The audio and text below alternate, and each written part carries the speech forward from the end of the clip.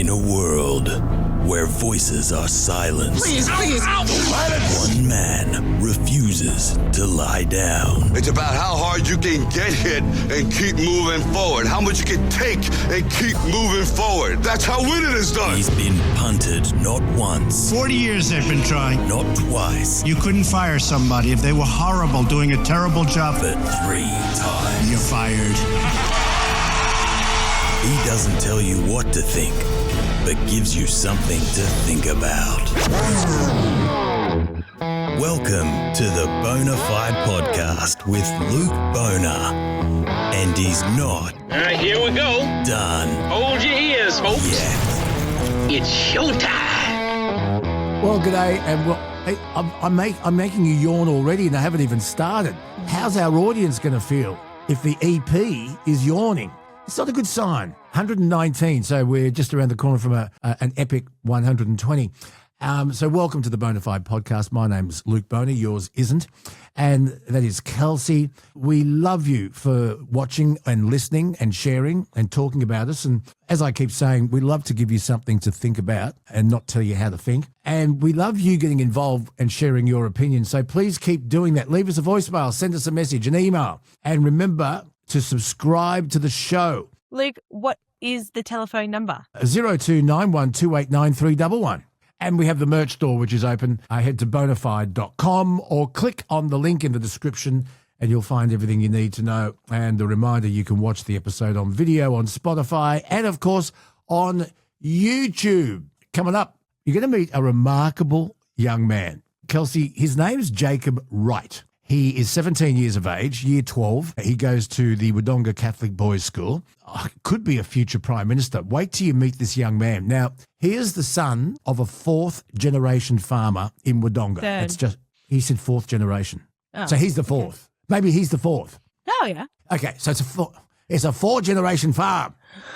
It's a long time running fan. Bloody long time on this farm. And he's really, really concerned about how government decisions are affecting the agricultural industry, which is in a massive disarray at the moment. Things are really tougher for farmers. They've got lots going against them, not just weather, but rising costs and government policy. I won't say too much now, but wait till you hear this young man speak. And he's not just anti-Anthony Albanese. He says the two major parties are getting it wrong. So we'll have a listen to what he has to say and we'll let you make up your minds. But if you are in the farming industry, please let us know. Has he got it right? Is he the future? What is the future of Australian farming? I mean, I've got to say, listening to Jacob made me very hopeful for the future, because if there are young people that are thinking the same way that he is right now, then, that gives me hope. Yeah, well, he wants to go to university and one of his options is an arts degree. I warned him against it. I said, do not do that. Do not do that. Go somewhere where there's a job that pays properly. I think politics is his future. What do you reckon? Yeah. I think it's his calling. I was going to say he's got the swagger. He has got the swag. He's got the nous. Yeah. He knows what he's talking about through experience. And boy, he's got an old 17-year-old head on his shoulders, hasn't he? Oh, yeah. He kind of reminds me, look, if Fergo and Jacob are the way of the future, then we're actually in good hands. I'm with you. So that's coming up. I wonder if the brand names Amway, Herbalife, Thermomix, USANA, and names like that ring a bell. They are companies that are commonly known as MLMs, multi-layered marketing companies. Now, many years ago, pyramid selling was made illegal.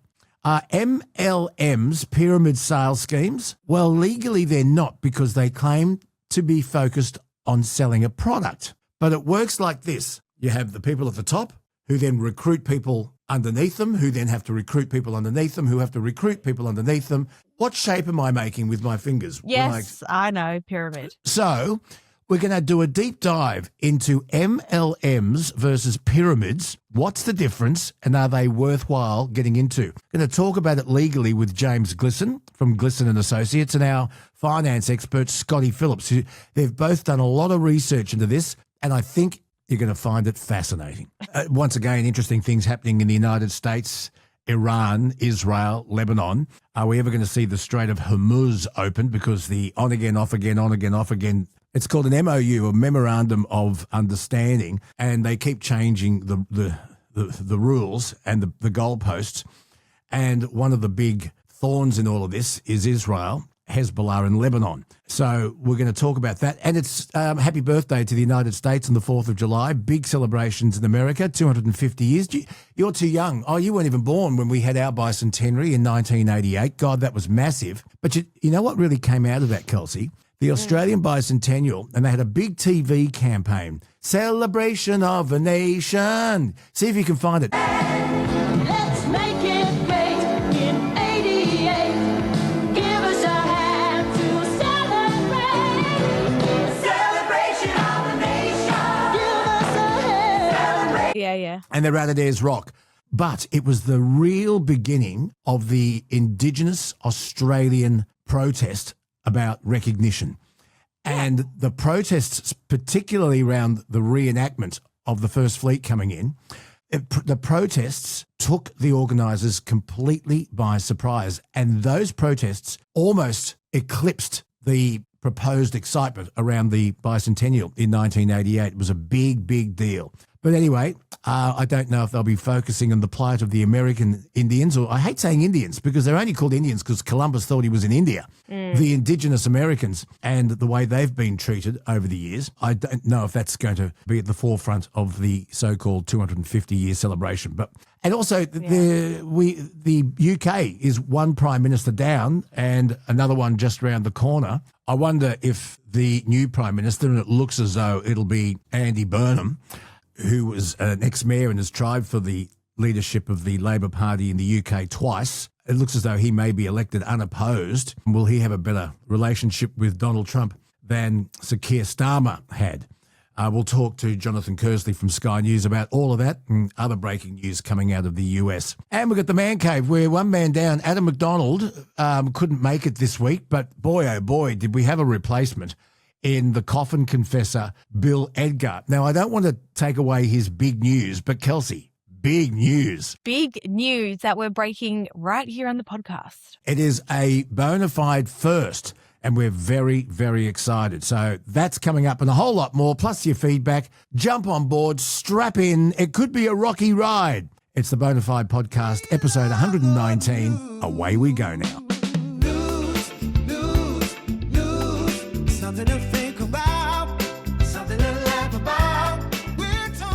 Let's have a look at some of the headlines. Today we find out that Karl Stefanovic and Channel 9 have parted company.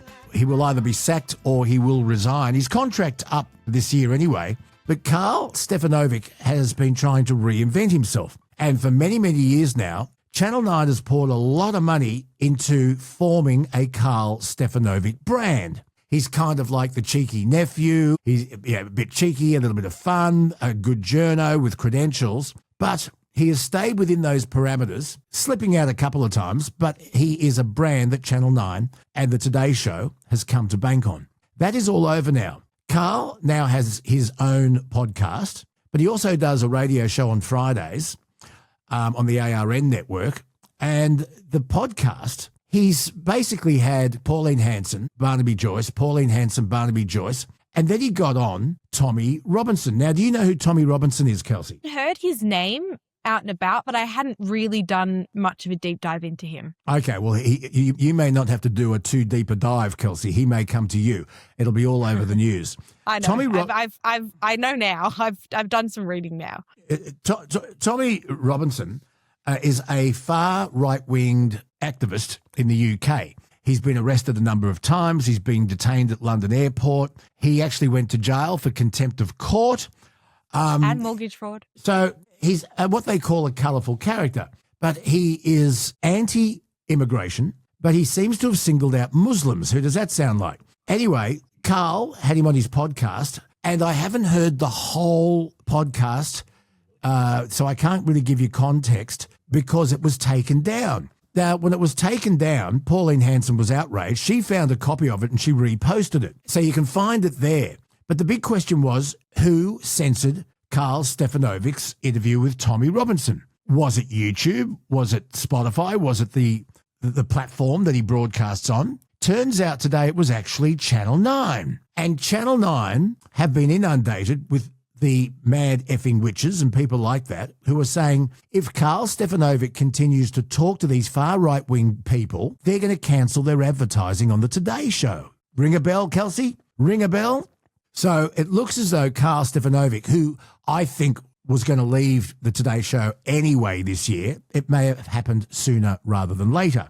But we do talk about free speech. Once again, I would love you, if you can find it, Kelsey, I would love you to send it to me so we can watch the whole interview and see if it is shocking, outrageous, does it incite racial hate and violence, or was it a fairly innocuous chat with a controversial character? But we talk about freedom of speech. Now, our freedom of speech laws here in Australia are completely different to around the world, particularly the United States. Now, if this Tommy Robinson was in fact inciting racial hatred, I kind of get that.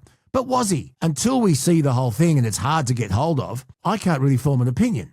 But I'd like to think you can interview controversial people without being censored. Remember we had Rob McKnight on the podcast last week. Rob thought that Karl would do a lot better if he showed a bit more teeth, if he challenged more of the people that came on the show. Less vanilla. Yeah, exactly. And I think some of these problems lie with not so much having these controversial people, on your show or giving them a platform. I think the issue lies with allowing them to have a platform and not challenging some of the rhetoric, especially when we know that some of the rhetoric does, inspire hate or inspires violence. So Karl's not doing much pushback. He's not challenging these ideas. And when you do that, you kind of create this echo chamber. That goes for news organizations as well, Luke. Some of our news organizations do this as well on both sides of politics, And a lot of the news organizations, and once again, let's talk about the way Channel 9 has spent millions of dollars grooming and forming a Karl Stefanovic persona, an image that they can market. If Karl grows teeth and does talk to controversial people, it goes against that image that they've been developing over many, many years. But also a lot of the big news organisations have a narrative that they're set on. And if an independent journalist pushes against that policy, that narrative that the news organisation has, for example, Ben Roberts-Smith, which became a very, very strong point between particularly Channel 7 and Channel 9, Channel 9 defending their claims against Ben Roberts-Smith and Channel 7 defending Ben Roberts-Smith, who was actually on the payroll for some time. What clear picture do you actually get? Because the station and the executives run the narrative. And so how objective is our media, I think is the question. Oh, absolutely. And it is I can fully understand why people think, it's hypocritical. Also, the advertising dollars to free-to-air media, radio and television in particular, is smaller than it's ever been. And you'll see now that there are cutbacks. Journalists are being sacked left, right and centre. Regional newsrooms are being cut down and they're getting generic stories shipped in from one source. And so the objectivity that journalists used to be able to bring us is coming from a very, very narrow source now, Kelsey. And the really top-end journos, the stations can't afford them anymore. They'll either just quit or they'll start doing their own podcasts. Oh, yeah. You know how we always talk about the supermarkets having a monopoly on, groceries? a duopoly in this case. Well, we have a duopoly of media in this country. Most of the Australian media is owned by News Corp or Nine Entertainment, and it is split. And if you can trace back almost every major news publication to one of those two organizations. And so you see these smaller independent organizations crop up, but it's really difficult to infiltrate the mainstream when you're going up against these massive organizations. It all comes down to advertising, because if MFW didn't get involved, I honestly don't think they would have cared. You're probably right. But here's the question before we move on. Ladies and gentlemen, when you are watching your TV news and your TV current affairs programs, what sort of fair and balanced news service are you actually watching? Yeah. There's the question. And I've got a conspiracy theory I want to throw out there. Part of me kind of thinks that Karl did this as a PR strategy, right? I reckon they did this on purpose so Karl could exit from the Nine network. He was on $2 million a year, and that's unsustainable with the cutbacks and the current economic climate that these television stations are running in. That was unsustainable. He was in for a massive pay cut. And I'm telling you something else. The free-to-air radio stars are in for a massive shock too. a massive shock. So you're saying it's a stunt. Karl Stefanovic leaves Channel 9 with his head up high, taking the high moral ground. Yeah. And with this new brand of, fighting for free speech and okay, this is where my conspiracy gets like really conspiracy. Your conspiracy theory gets conspiratorial. Yes. Karl can't stay on the Today Show forever, right? Like he will age out at some point. And he's kind of getting to that point now where he's kind of aging out of breakfast television. I don't think it's a surprise that he's done his own podcast. At the time that he's done now, he's still got relevancy. He's still within the mainstream media and he's able to push his podcast whilst he's still on mainstream media. The conspiracy theorist in me says, I reckon they did this on purpose to give Karl a very good exit strategy and a platform to kind of launch the rest of his career onto. I don't blame your brain for going there, and I don't think you're Robinson Crusoe with that theory, but I also thought the Kyle and Jackie O drama was a publicity stunt. I was absolutely sure of it. I was 1,000,000% sure that it was all bullshit because they've done it before. They've had arguments. She's walked out before. I was wrong. I was very, very wrong. Yeah. I don't know. To me, it makes sense. Am I going crazy? You guys let me know. Kelsey, you were either lucky enough or unlucky enough not to grow up in the 60s and early 70s where we went to playgrounds that could kill you. And we all survived. Where we might have got a broken arm, a busted collarbone, a grazed knee, or scratches to our ass, possibly needing a tetanus shot after going down the big slippery dip that was as hot as hell. You could have fried an egg on it in summer. These slippery dips that we grew up on, and I may be adding extra mayo here, but they were like 20 metres up. Yeah. And at the bottom, there was no soft, spongy rubber. It was hard ground or concrete. The monkey bars were way up in the sky too, and we hung off them and swang off them and fell off them. There was a whirly-girly thing that used to spin around. You used to push it around and then hang. Oh, my God, was that dangerous or what? But we lived. We survived. Whilst we're on the subject of slides, I need to show you, this is a slide in Boston. A Boston police officer was injured after going down a slide at City Hall while he was on duty.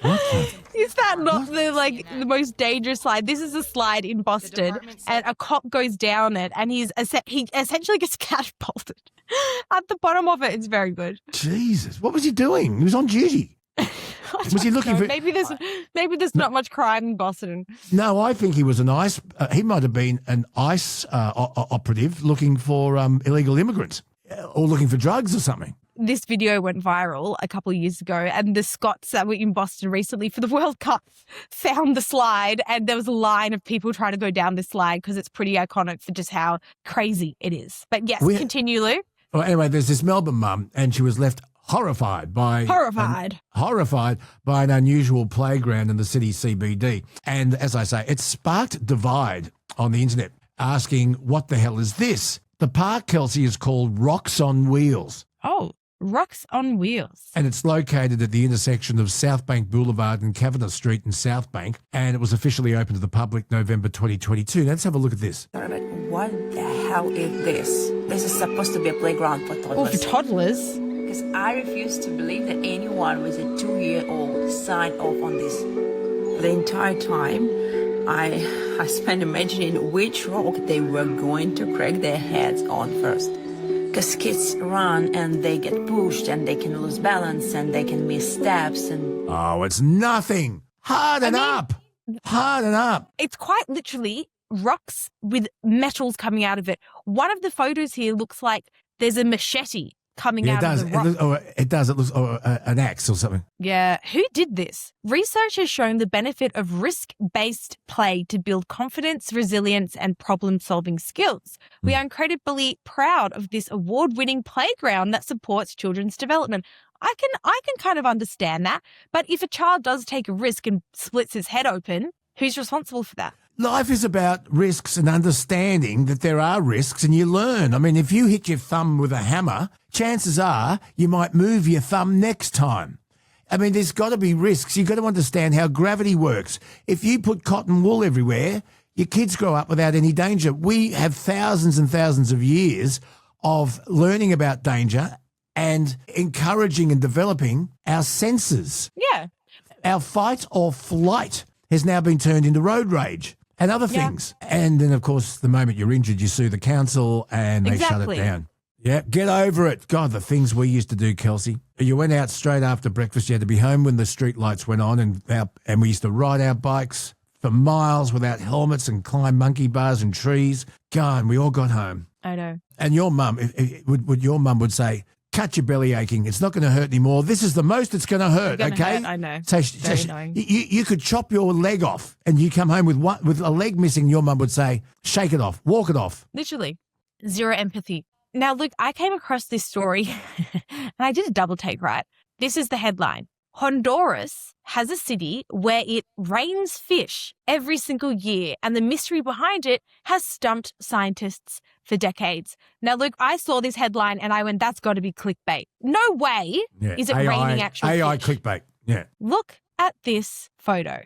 It has happened before, and it has rained frogs. There is scientific evidence that it's happened here in Australia where fish have come out of the sky. Yeah, because what happens is the little ones or the eggs get evaporated, hatch up in the sky, and they come down. Oh, yeah. So this happens every year in a Honduras city called Yoro. And it's kind of, they actually have a festival of fish, actually, because this has been happening for centuries, right? And it does involve, like you said, a very powerful wind system. But this happens every year, Luke. What are the chances of this happening every year in the same spot? I have no idea. But what was that documentary? It was a feature film, Sharknado. So it's Fishnado. It's Fishnado. And at the recording of today's podcast, it is absolutely pissing down outside my window here. In fact, can I just say this? It's raining cats and dogs. And I should know. I just trod on the poodle. Now, Luke, I've just got one more quick news here to ask you. Yes. I understood it. I'm just choosing to walk past it. Now, this actually was circulating in the news last week, but I didn't get a chance to talk to you about it. There was a neighbourly dispute, right, about where the bins should go. I thought this was... Hang on. What, the council bins? Yes, the council bins. So these neighbours, they share a communal driveway. This is in Melbourne. Yeah. One of the people that shares the driveway, they leave their bins on the far end of the driveway, butted up against the fence line, right? Now, the other neighbour, Danielle, she says that the bins block her car access. So they've left notes, back and forth saying, please, remove your bins. They're in the way. No, I'm not moving my bins. One day, Danielle comes out. She finds that the bins have been chained onto a tree on the driveway, right? So you can't move the bins. Reading this story on face value, I'm kind of on Danielle's side here. If you cannot access your car, you cannot move your car in and out of your driveway. Yeah, that's true. Yeah. Because of bins, then I can understand the frustration there. That's assuming that they actually can't move their car and they're not just overreacting here. But then Danielle loses all credibility when her solution to the bin problem is bringing out a chainsaw and trying to cut the tree down, it looks like, to remove the bins. I don't know why she didn't start with just trying to cut the bin off the chains. But anyway, what side are you on, Luke, here? I think some people can be very selfish with their bins, but the chainsaw is a bit over the top. Yeah, chainsaw's a bit over the top. But have you had bin problems? Let us know. Let us know. Does your neighbour put their bins out right next to the driver's side of your car? Oh, that is so infuriating. How bad is that? That is so infuriating. Why would someone do that? And you want to know something else? I put our bins out. It's bin night tonight, Friday morning. Bin night tonight. I always put them out last thing, or when I go off to Channel 7 in the morning, I put them out then. Because if you put them out early, other neighbours and other people come along and put their stuff in your bin if they think there's room. That doesn't matter, though. No, but I haven't finished. But we haven't finished filling our bin, so we don't put it out to the last minute. Okay. Are you allowed to pick up your dog's poo in a plastic bag and put it in someone's bin? Yeah, this is I walk Riley, right? And I always feel really bad, but I don't know what the solution is. Sometimes I'm walking Riley right after the bins have been picked up and cleared. Yeah. And so sometimes the first thing that I'm putting in somebody else's bin is a bag of dog poop. You can't do that. Which I feel really bad about. But you should. You can't do it. But there's no other public bin around the place. You take it home and put it in your own bin so it can stink for a week. So I carry the poop around with me for an hour. Exactly. Why should someone have your dog shit in it? Well, it's in a it's empty, which means it's in the red. You put it in the red bin. Yeah, the red bin. That's the weekly one. Well, that means that person has got your stinking dog poo for a week. Put it in your own bin. Put it in your own bin. Okay. Okay, is that bad? You are. Is And you that also bad? think- I don't know. And you also think shoplifting's okay. It's better than Let's not littering. go back down. You put it in your own bin, Kelsey. But again, I'm out for a walk. I might be like an hour away from Too home. bad. Good girl for picking up the poo. Put it in your own bin or in a council bin. I don't think it matters that much. It does. I don't want your dog shit in my bin. Okay, fair. Let's see what the people think.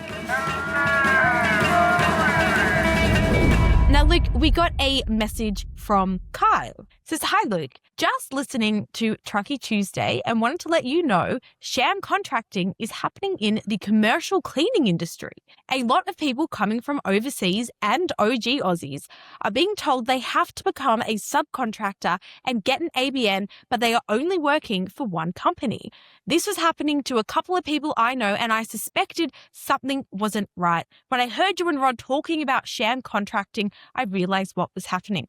Luke? Yeah, this is exactly what Rod was talking about. And these are people who are so-called subcontractors, but they're not. And these people then have got to, well, they're only working for one company, but that means they're not a subcontractor. So is this company then paying their holiday pay, their sick leave, their long service? No, that's up to the worker. And they can't be a subcontractor if 100% of their work is from the one company. And this happens everywhere. Why does the ATO care about this from a monetary perspective? And I'm just playing devil's advocate here, but if somebody is totally okay with not getting sick pay, not getting all of that stuff, and they're okay with working on a contract or whatever, why does the ATO care about it? Because often these people aren't being paid the award wages. And just remember, it is the legal responsibility of an employer to contribute to his superannuation. Super, right. Okay. Then it's up to these people. Do they want to contribute to their own super? If they're full-time employees, their super must be contributed by their employer, and they're going to miss out on a stack of money. Yeah.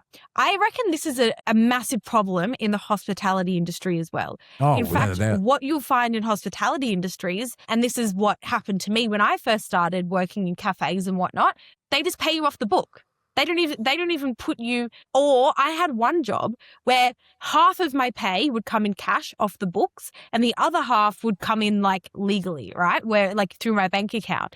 And this was so normalized in hospitality. Every single one of my friends was being paid like this or were just being paid off the books completely. We didn't even think twice about it. We were like, yeah, it's just hospo. It's the way that it works. But now as I'm older, and I worked from the age of 13 up until 23 in cafes or restaurants, right? Like on and off while I was studying and whatnot. And I missed out on so much super because of this, but because I was young and nobody ever told me that like, hey, this is not actually right, I just didn't question it. Yeah.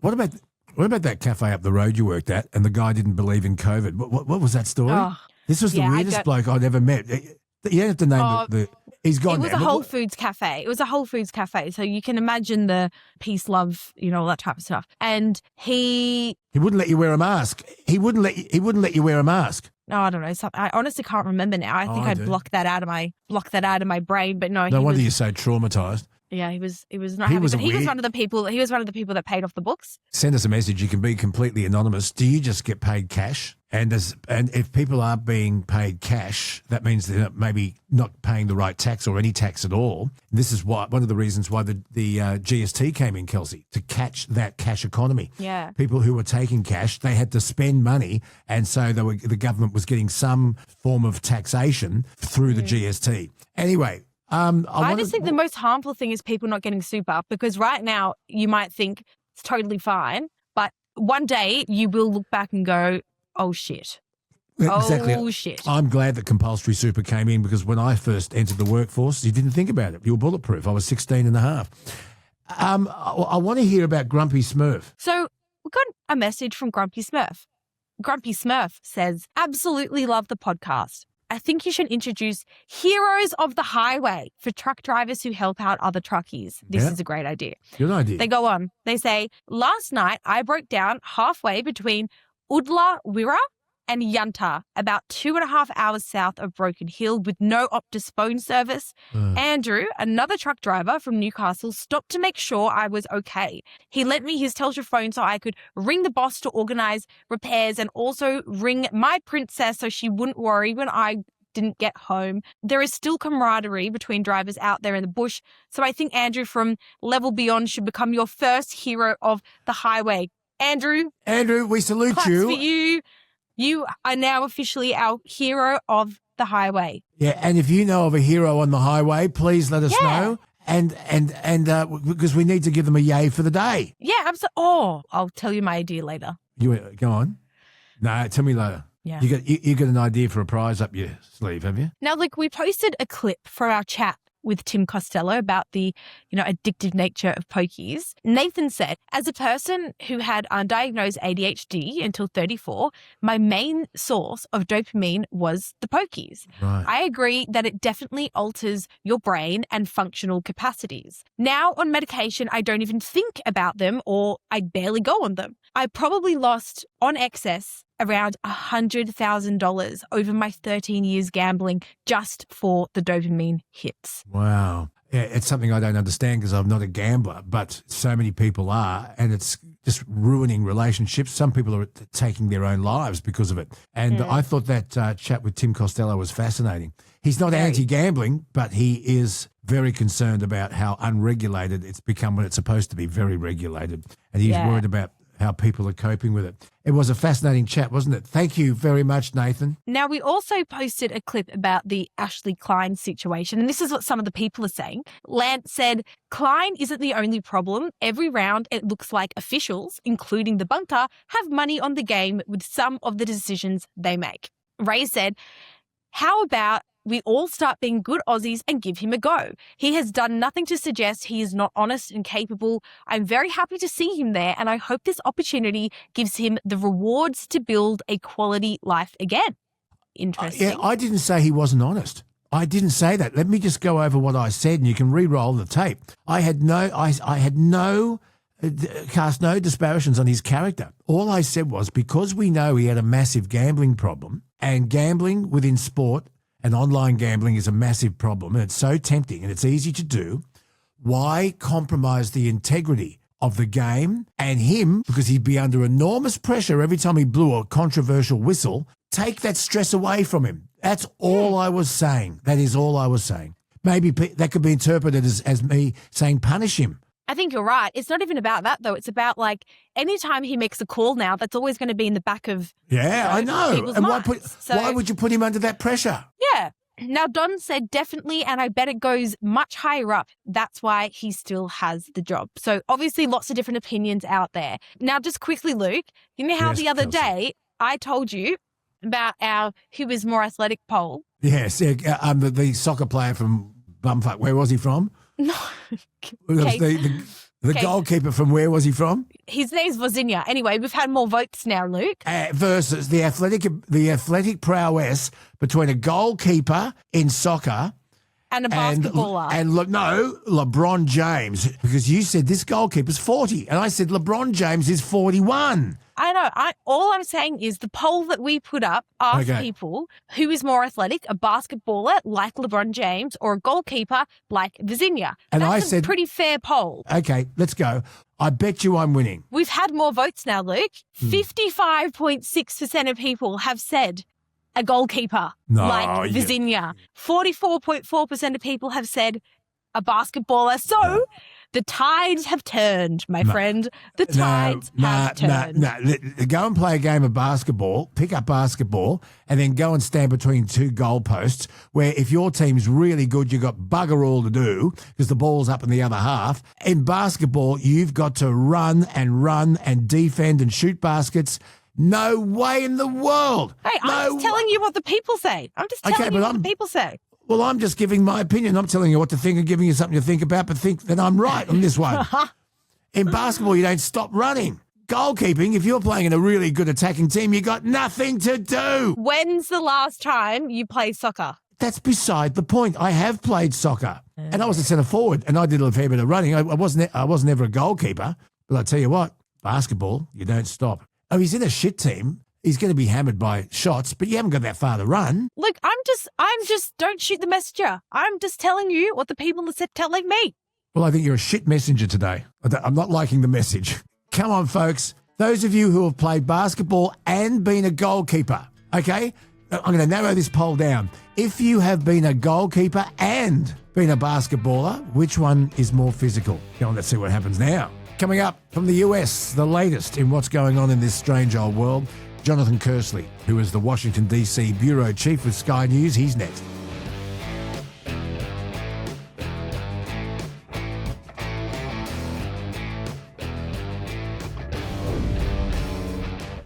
Time once again for our US catch-up. Jonathan Kearsley, the Washington bureau chief with Sky News, joins us again where there's a lot happening. There's always something happening. Jonathan, welcome back to the Bonafide podcast.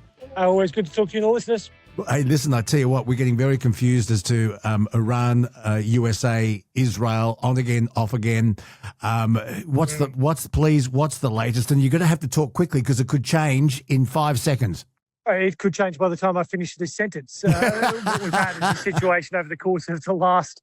I mean, you could forgive people for having whiplash with all of this, but President Trump is firm in the view that things are moving in the right direction. That's despite, over the course of, as I speak to you as of now, the last sort of 48 hours or so, some confusion over whether or not weapons inspectors would be allowed in. Iran was saying essentially no, that wasn't on the table for now. President Trump was saying, well, yes, they are, and if they weren't, then I'd be pulling out of these talks right now. Even today, we've had Secretary Rubio in the Gulf states, in the Gulf region, speaking with key American allies there, and he is firmly of the view those weapons inspectors need to go in ASAP. They need to see that Iran is not trying to develop something, that it is actually trying to scale back its nuclear program.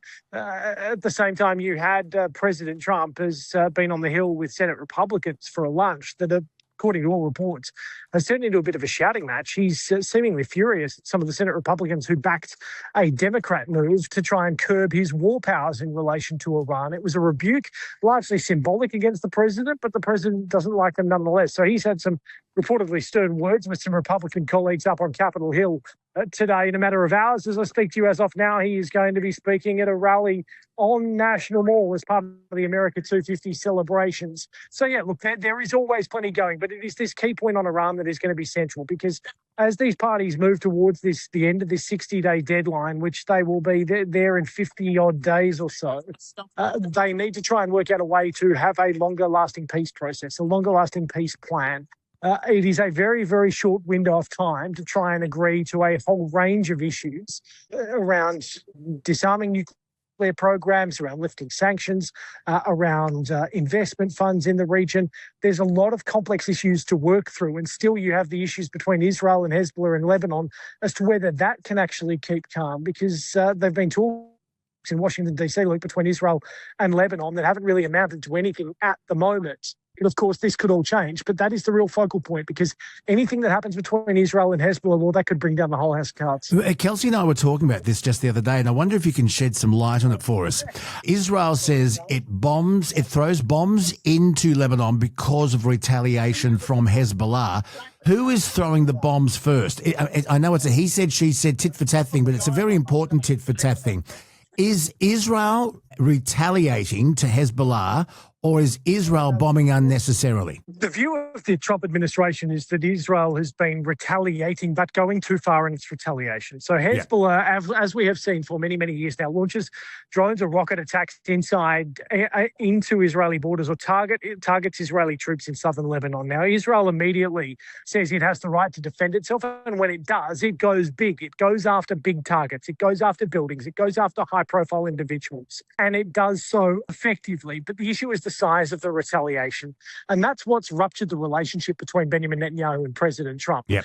Israel and the US have always been very, very tight allies, but right now the leader relationship is pretty strained, because it is Benjamin Netanyahu who put forward the plan to President Trump about this is how we could go out with this attack on Iran, and President Trump has gone with him on this war with Iran that he wanted to last 4 or 5 weeks, and is lasting months, with a dragged-out peace process that is pushing towards midterms, that is becoming politically problematic and damaging President Trump's legacy and his numbers domestically too. So there's a big shift here, a big relationship shift between Donald Trump and Benjamin Netanyahu. Whether or not they can get that back on track, well, I mean, time is going to tell on that front. But as I said, it is going to be what happens between Israel and Hezbollah that is going to be central to what happens between the United States and in Iran. You just mentioned Trump is heading towards midterms, and Benjamin Netanyahu is also facing an election soonish. When is that? Because both these leaders in charge of this very volatile situation have got a deadline almost. Yeah, they do. I mean, it's different in the sense for President Trump. Yes, I mean, he is putting himself out there, but his name is not on the ballot. He can't lose the White House, but what he can lose is a grip on power on Capitol Hill. The Republicans lose either the House or the Senate or both, and it damages his ability to be able to do anything in the sort of latter 2 years. For Benjamin Netanyahu, this is essentially everything or nothing, because he's either Prime Minister or he is not. The ramifications of that for him, of losing an election, well, they could be hugely significant. We know that he's facing international war crimes allegations from the International Criminal Court. It's already limiting his travel around the world.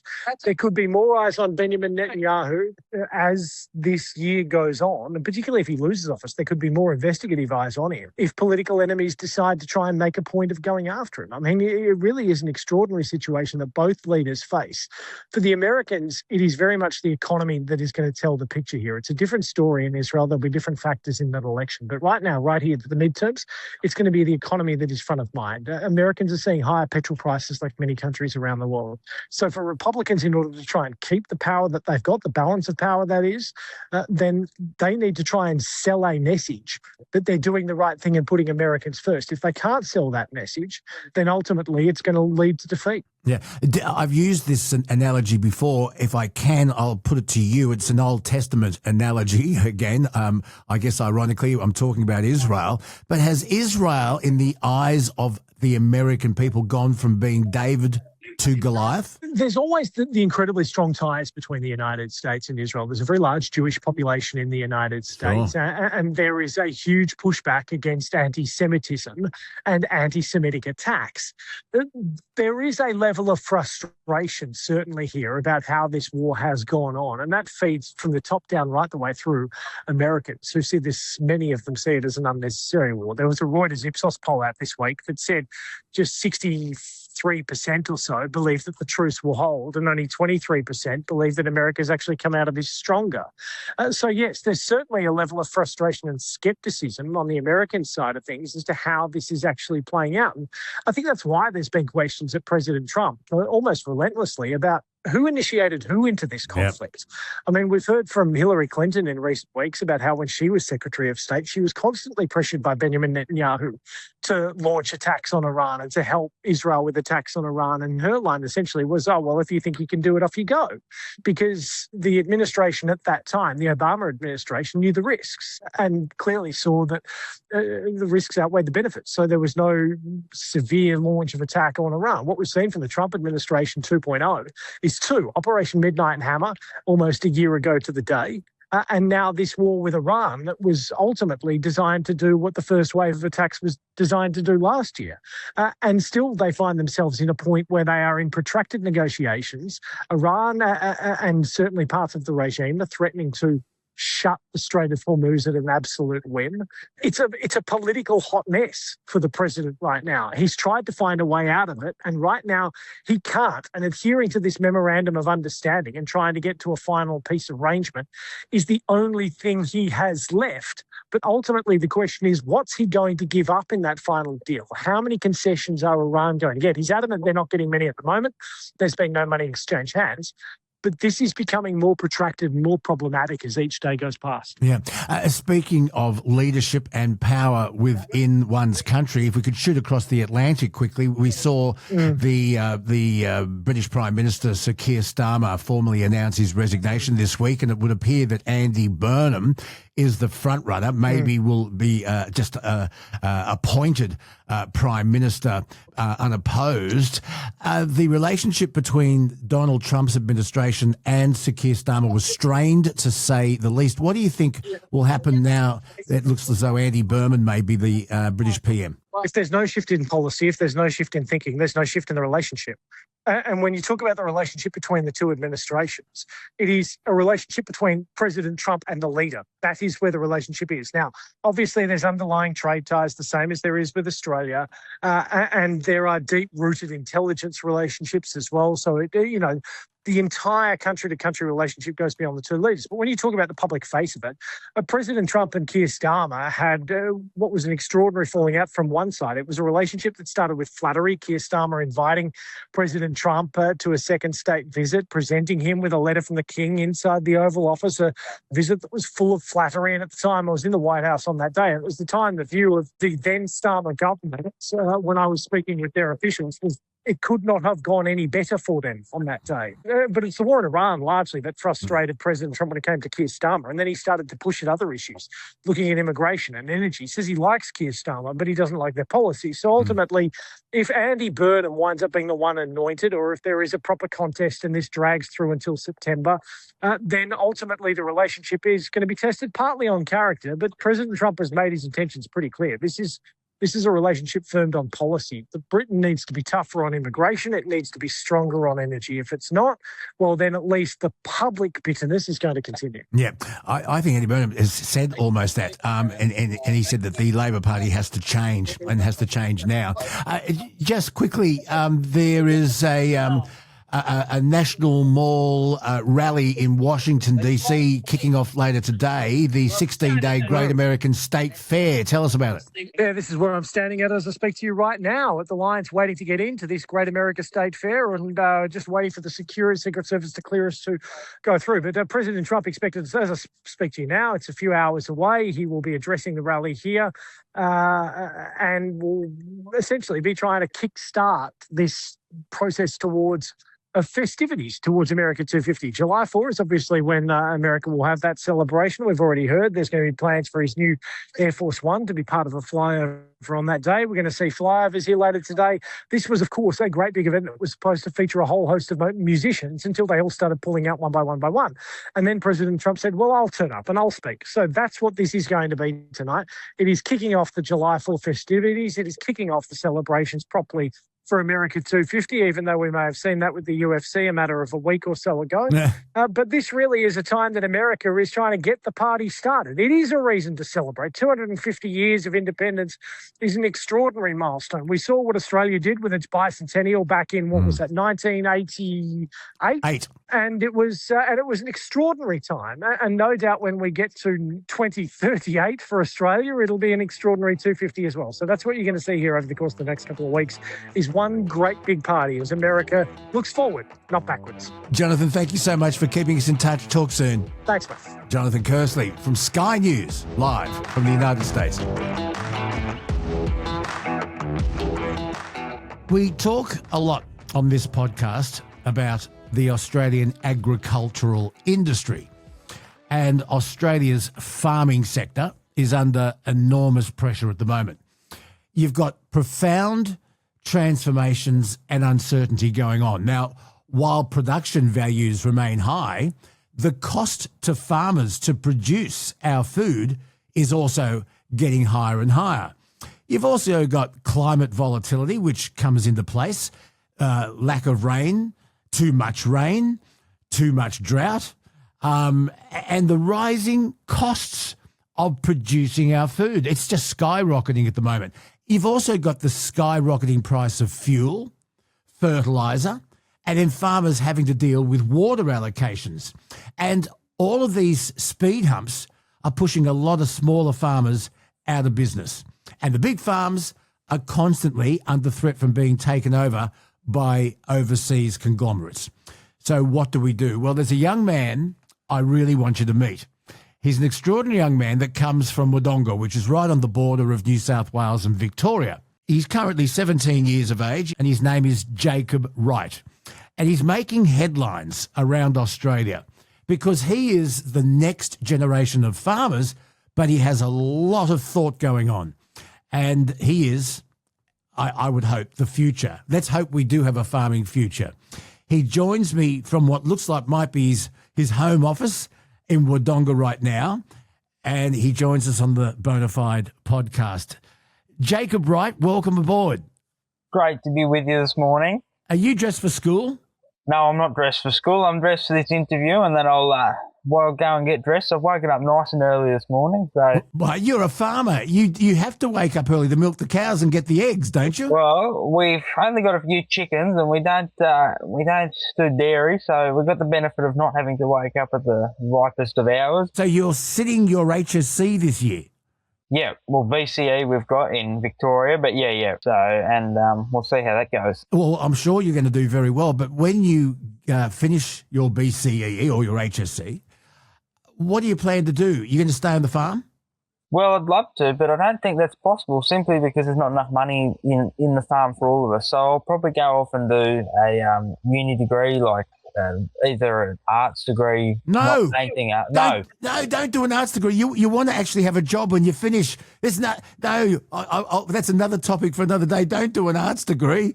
Well, I can do a ag science degree as well if I want. So, and I might end up doing that. Tell us about your farm. It's a family farm. Yeah, so we got 2,500 acres at tabletop. We got sheep, cattle, cereal crops, oilseeds, so canola. I mean, I own a sheep stud myself, an Australian white sheep stud, a shedding sheep stud, and we've worked hard, and unfortunately, because of the way things are, we don't get the greatest reward for it, but we love it as a family, and it's what's going on for generations now. Well, how many generations has this farm been with you? 1, 2, 3, 4. So I'm the 4th generation. Wow. And you see, there is a joke, and you may not think it very funny, or maybe you will, but the joke is, what's the latest form of child abuse? And the answer is leaving your kids the family farm.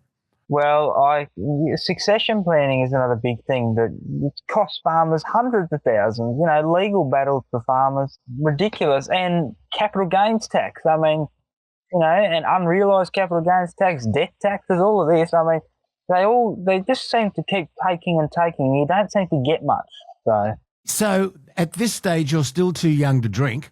You're still too young to vote, but that will change soon. I'm going to concentrate on the voting thing more than the drinking thing, if that's all right. But you're obviously a big thinker, and a lot of small businesses, which is about 99% of revenue that comes into the country through taxation, is from small businesses who are really doing it tough. Now, the government has said that they're going to make adjustments to their capital gains tax policy that they released in the budget.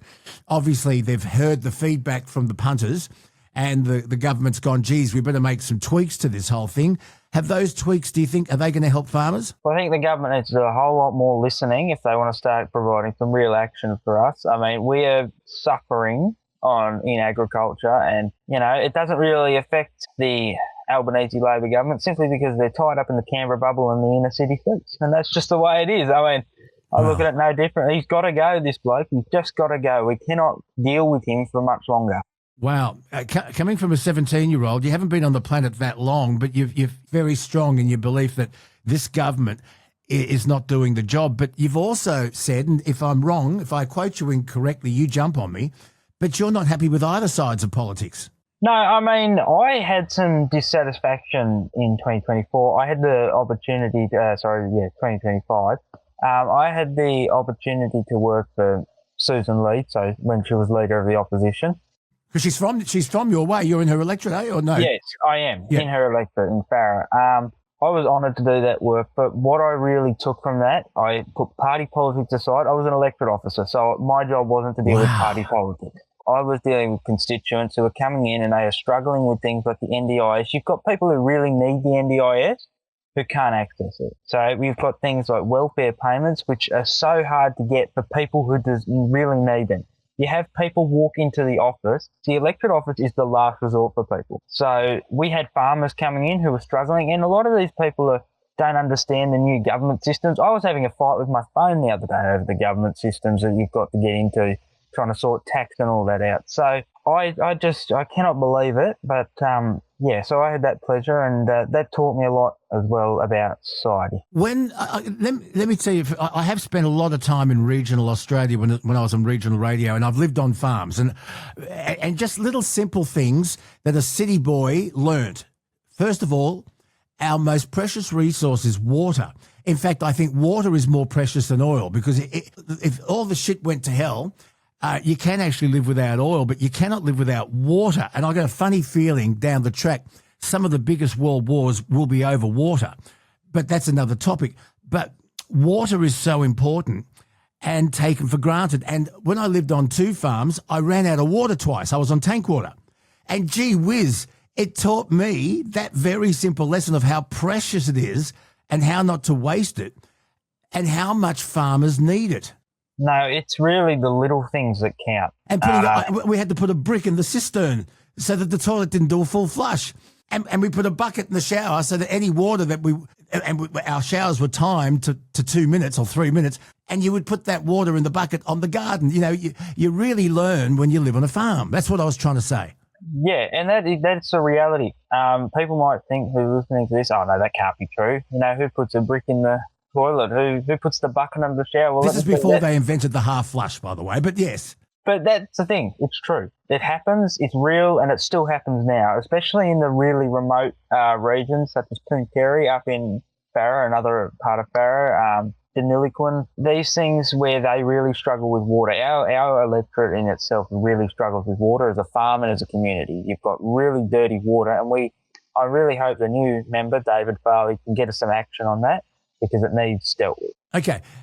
Something that everyone listening to this might appreciate, and that is when you go to, say, Coles or Woolies and you buy milk or you buy fruit and vegetables and you see how much you're paying at the cash register, then go ask a farmer what that farmer's getting at the farm gate for their produce.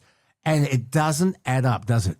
No, it doesn't add up. $5.50 a kilo on average. I'm saying I don't have a direct figure in front of me for beef that when we sell it to the sale yards, and about $15 a kilo for lamb. So, or not $15, $13 a kilo for lamb. So that's really, lamb's worth it at the moment. We can afford to be able to put a bit more money in. Cattle is getting worth it, but the comparison is when you're paying $40 a cut, $40 a kilo in the supermarket, you have to wonder how there is $35 of work gone into that needs paid. Now, whether that be because of the apparently higher taxes in this country or it's just price gouging, I don't actually know the answer. All I know is we're getting ripped off. Wow. So you would like to see whatever government of the day, whether it be the coalition, and the latest poll shows that's not likely. One Nation is now really stepping forward as the opposition, the official opposition in Australia. Have you spoken to any One Nation politicians about what their policies might be? I haven't had the opportunity to speak to politicians. I have had a few contacts over the election campaign. There was a few things there. I've had plenty of conversations with the Liberal Party as I was helping them on the election campaign. But Jacinta Nampijinpa-Price, an incredible woman. I highly suggest if you ever get her on, she's an incredible woman. I've spoken to her many times. Yep. She's an incredible woman. But look, the Liberal Party is in an existential crisis. I don't know what's going to happen. I don't think that One Nation will need the Liberal Party on the trajectory it's going to form a government. That is the way I look at it. Well, I hate to say that. The Labor Party today has announced, or yesterday announced, that they're going to give their preferences to the Greens. Well, that's not really surprising, is it? No. Albo said yesterday in Parliament, he says, I've been fighting the Greens for 30 years in my own election. I mean, no one really cares. The bloke needs to get a grip. No one cares what's going on with him and the Greens. People want real action. They want something to happen. He's not delivering it. He sits in Parliament, they deflect, I won't swear on your show, but they BS, and it's just ridiculous. Okay, the party that was supposed to represent, in a conservative sense, the man on the land, or the man or the woman on the land, I'll get shot down for that, was the Country Party, which is now the Nationals. Do you feel that the Nationals are a help to people in regional and rural Australia? Well, I don't think, from research I've done and people I've heard from in the electorate over the campaign, that there hasn't been much action from the National Party since Tim Fisher's time, when he was our member for Farrer here. So I think the two major parties have become so ineffective because they've become so comfortable in the Canberra bubble since Howard's years. I don't know. The system needs a shake-up, I think. A very good friend of this program is the former leader of the Nationals, David Littleproud, who has a farm in Queensland. And we talk to him every 2 weeks. If you had a question for David Littleproud, what would that be? My question for David Littleproud is, are they going to work with One Nation to bring real outcomes for regional communities? That's my question for David. I have a lot of respect for the Liberal and National Party. Don't get me wrong. I've met a lot of them on the campaign. But I'm really not interested in political games. I'm interested in the people that live in my electorate and, not that I'm a member, but live in my electorate and getting them outcomes living in this country. I mean, I don't want to go to Sydney again and see people sleeping on the streets. So what policies would you like to see, whatever government wins the next election in 2 years, what policies would you like to see them introduce that would help save Australia's agricultural industry? Well, we need to start by putting a slash through red tape. I've seen Gina Reinhardt gave Pauline Hanson a bulldozer. I think we need more than a bulldozer, but we need to seriously cut the red tape in this country, the restrictions, just the crap that goes on. We need lower taxes that make more money for us, and we need to increase productivity in this country. We've got to get the money flowing. And when the money's flowing, there's room for profit. But while the money's not flowing and we've got high interest rates, there's not much room for profit. So first thing I'd want to see, cut the red tape. Second thing I'd want to see is a reduction in income tax or general tax as well. A reduction in interest rates would be another great thing. I think if we can start from there, we've got a real idea. But something personally for me that I would like to see is an agricultural legal service. Farmers... Explain, yeah. First on your show. Is this an exclusive? Yes, it's an exclusive. And put it as breaking news if you want. So farmers struggle with things like succession planning, water battles, things of that degree, anything to do with farming, whether it be unpaid bills that they need extensions on. Some of these things, the big corporations, Nutrien Ag, Elders and all that, which in no offence, and they're great companies, may need to liaise with the farmer themselves and get on the ground and liaise with them about extensions. I'd like to see the introduction of an agricultural legal service that's remote in New South Wales, Queensland, Victoria, Northern Territory, the likes, South Australia, etc. I'll put that to David Littleproud next time we talk to him. The high price of diesel, and we talk to a lot of truckies as well on this podcast. We have a segment dedicated to truckies. But farmers use diesel, and without diesel, your tractors don't work, as well as the rest of your farm machinery. How has the price of diesel affected just the running of your 4-generational farm? Shocking. I mean, it really happened when we were putting crops in the ground. That really got up me. But I hear people now saying that, oh, yes, diesel is cheaper than when we went to the war. What a great job Albo's done. Well, no, it's because the fuel excise tax is off, and it's come down to where it was excluding that tax. So we need to drill in this country and get our own oil, but I cannot believe the price we're paying for diesel. I never thought I'd see that, not until I was at least 50. So that's really quite shocked me. And the other thing I hear is the price of fertiliser, and I mentioned that in my introduction. Tell me about that. I have reason to believe the price of fertiliser has come down, but I know it got up to as high as $1,500 delivered on farm, and we paid that price.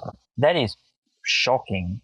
$1,500 a tonne, that is more than any crop we get off the farm per tonne.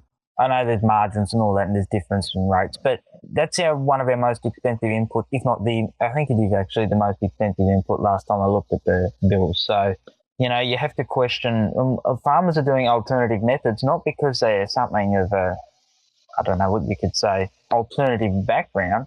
They're just trying to reduce the input costs because they can't afford it. I'm going to put you and your family onto a mate of mine called Joe, and he manufactures and sells a fertiliser called Swift Grow. I'll send you the details. I'll email them to you. But it comes from Barramundi poo. And a mate of mine, Michael Hope from Hope Estate in the Hunter Valley, since he put all his vineyards and the graze and the grass that his beef graze on, he has tripled his yield for a third of the price. I'll put you onto Swift Grow. You never know. You never know. Well, I've been using worm juice. So with urea, of course, but giving it a try, see what happens. Its nutrient values are low, but it's some microbes in it that's a big thing. And if you can get those nitrogen-fixing microbes onto some legumes, you're on the right track. That's right, but you also don't want a fertiliser that's going to leach your soil, and then, of course, you use crop rotation, but Swift Grow actually replenishes the soil. It's another topic. I'm getting off. Getting off. I wanted to talk to you about the foreign ownership of Australian farms. In the Fair Income Department, if your dad was offered an enormous amount of money for your farm, way above the reasonable market price of your farm, would your dad be tempted to sell and think, I'll get out of this? Well, that's the reason we're seeing so many solar panels or wind turbines on farms, because they offer these incredible amounts from overseas companies to be able to come on and put the solar panels, put the wind turbines, I suppose, that goes to that saying. If we got offered a ridiculous, like a double price, a triple price, it becomes very hard to deny. I'm not saying we'd sell it, but it's very hard to say no to. Yeah, and what if they found oil or gold or rare minerals or uranium or something underneath your soil? I suppose they would be doing quite well for themselves, wouldn't they? I don't think they would, but they'd be doing quite well for themselves. I mean, they'd be making more money out of the land than we have if they find that under there, I can tell you that. 4 generations, though, it's a tradition in your family. What's the biggest plight facing the Australian farmer at the moment? I would generally have to think it is, I'm not sure, there's a lot of things. So one of them is weather. Yeah. But in saying that, we've had the best start to the year we've had since for 10, 15 years. And we're looking at over 100 mil, and we're in what is usually a 700 mil a year area, 600 mil a year area. So we're looking at 100 mil over the next few days. We've already had 150 in the last 40 days. So weather's another thing. Weather is one thing. The other thing is the ability for nitrogen, to be able to get nitrogen onto the ground and make it stay there. That's so expensive to get. So we will look at other ways, and that will mean maybe doing bean crops on rotation years. And as much as there might not be as much money in it for us and no grazing, we need to get the nitrogen in the ground to reduce costs, and that's the best way to do it. Yeah. And getting a fair price, and I'm not picking on Coles and Woolies, but they're the big two, getting a fair price for your produce at the farm gate. And that may not be a popular thing because that means that your average shopper is going to be paying a bit more. Well, I don't really know what the shopper would pay. I mean, it depends what the profit margin is for supermarkets. I mean, I guarantee you they're the one making the money. I give you my wholehearted guarantee that they're the ones making the money. I'm not sure. So we've got these campaigns like tax the 1% and all that, and which means tax the big corporations. It simply doesn't work. We've got examples in Norway, we've got examples in the United Kingdom. It doesn't work. So I don't get into fantasy land with whatever that is. I let the left deal with that. But I don't know. I think the shopper will pay more, but the shopper is happy to pay more if they are getting ahead in life. If the cost of living is going down generally, if energy bills go down $200, right? I don't think the shopper will mind paying maybe $2 a kilo more for beef. I don't think so. Okay, I've just pulled up on the web here current price of lamb at Coles, and this is average price. Average. It will change from area to area. Coles lamb whole leg roast, $42 a kilo. Cowra easy carve lamb leg roast, $52.78. Coles lamb loin chops, $30.26. And for a full body grass fed lamb, $22 a kilo.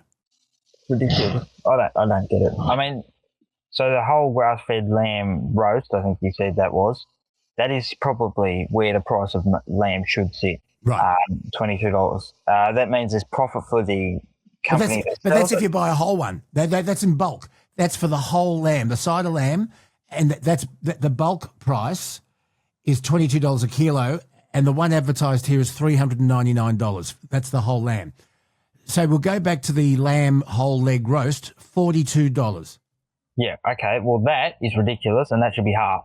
That's my statement. That's shocking. I'd like to see some actual facts that say we've given you $15 on the farm or $14 on the farm. It's now cost us whatever the remainder is to get that to the supermarket shelf.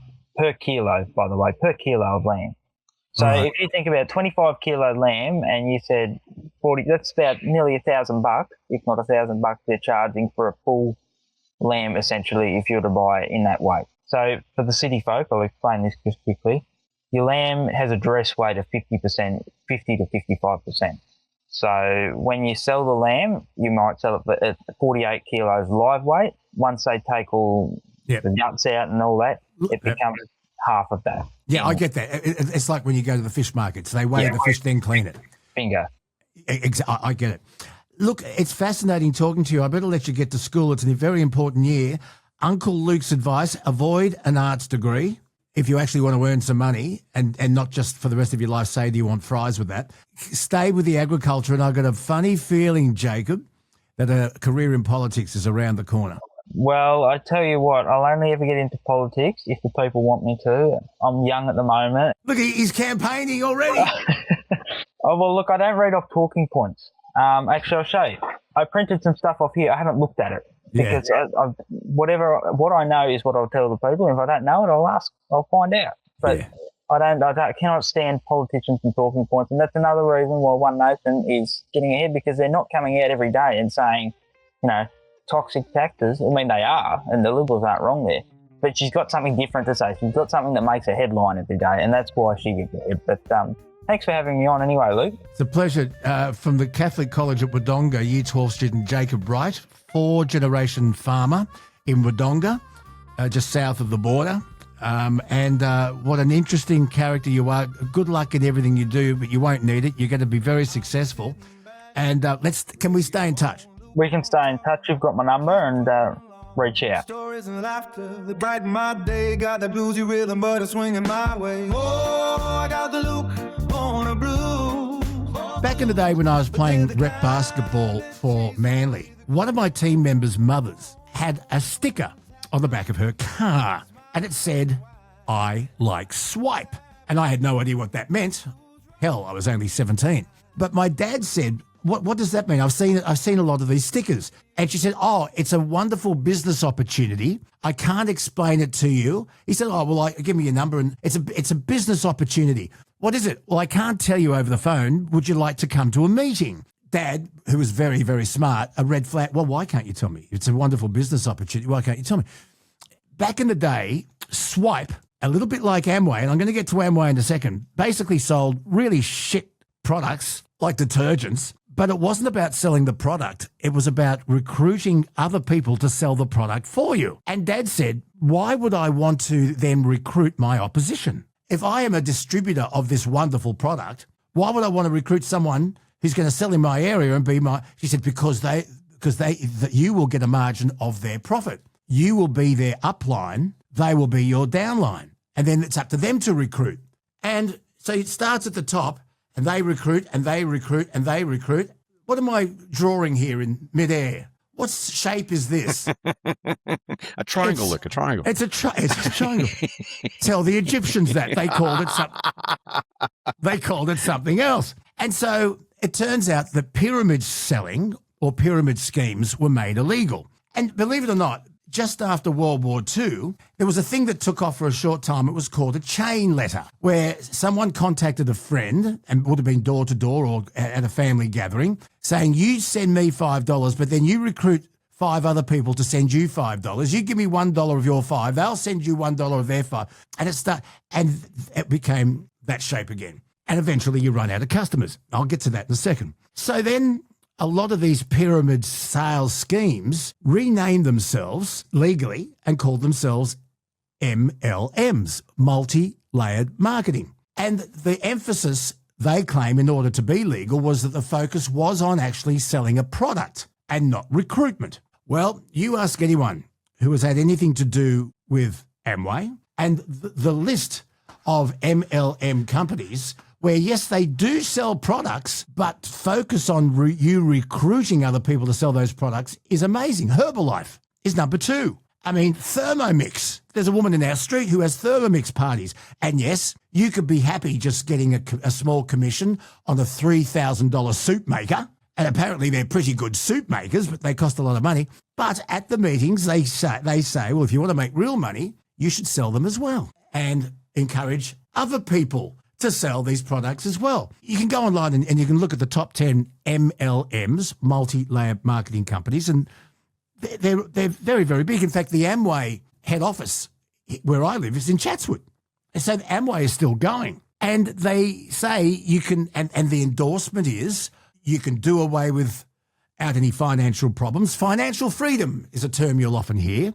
Wouldn't you like to be able to pay the school fees, buy your wife jewellery, go on holidays, work your own hours, be your own boss? But in fact, you're not your own boss because you are linked to the company that provides the products, and you have to reach a certain quota of buying products to stay in the link. With Amway, most people's goals is to get to diamond status, but you still have to pay sometimes $400, $500 a month to be able to have basically a product that you can't sell. So you have a garage full of boxes, but the money is in you recruiting people below you, and they do the same and they do the same. The FTC has found that mathematical equation can only last 13 rounds until you reach the entire population of the earth and it all falls over.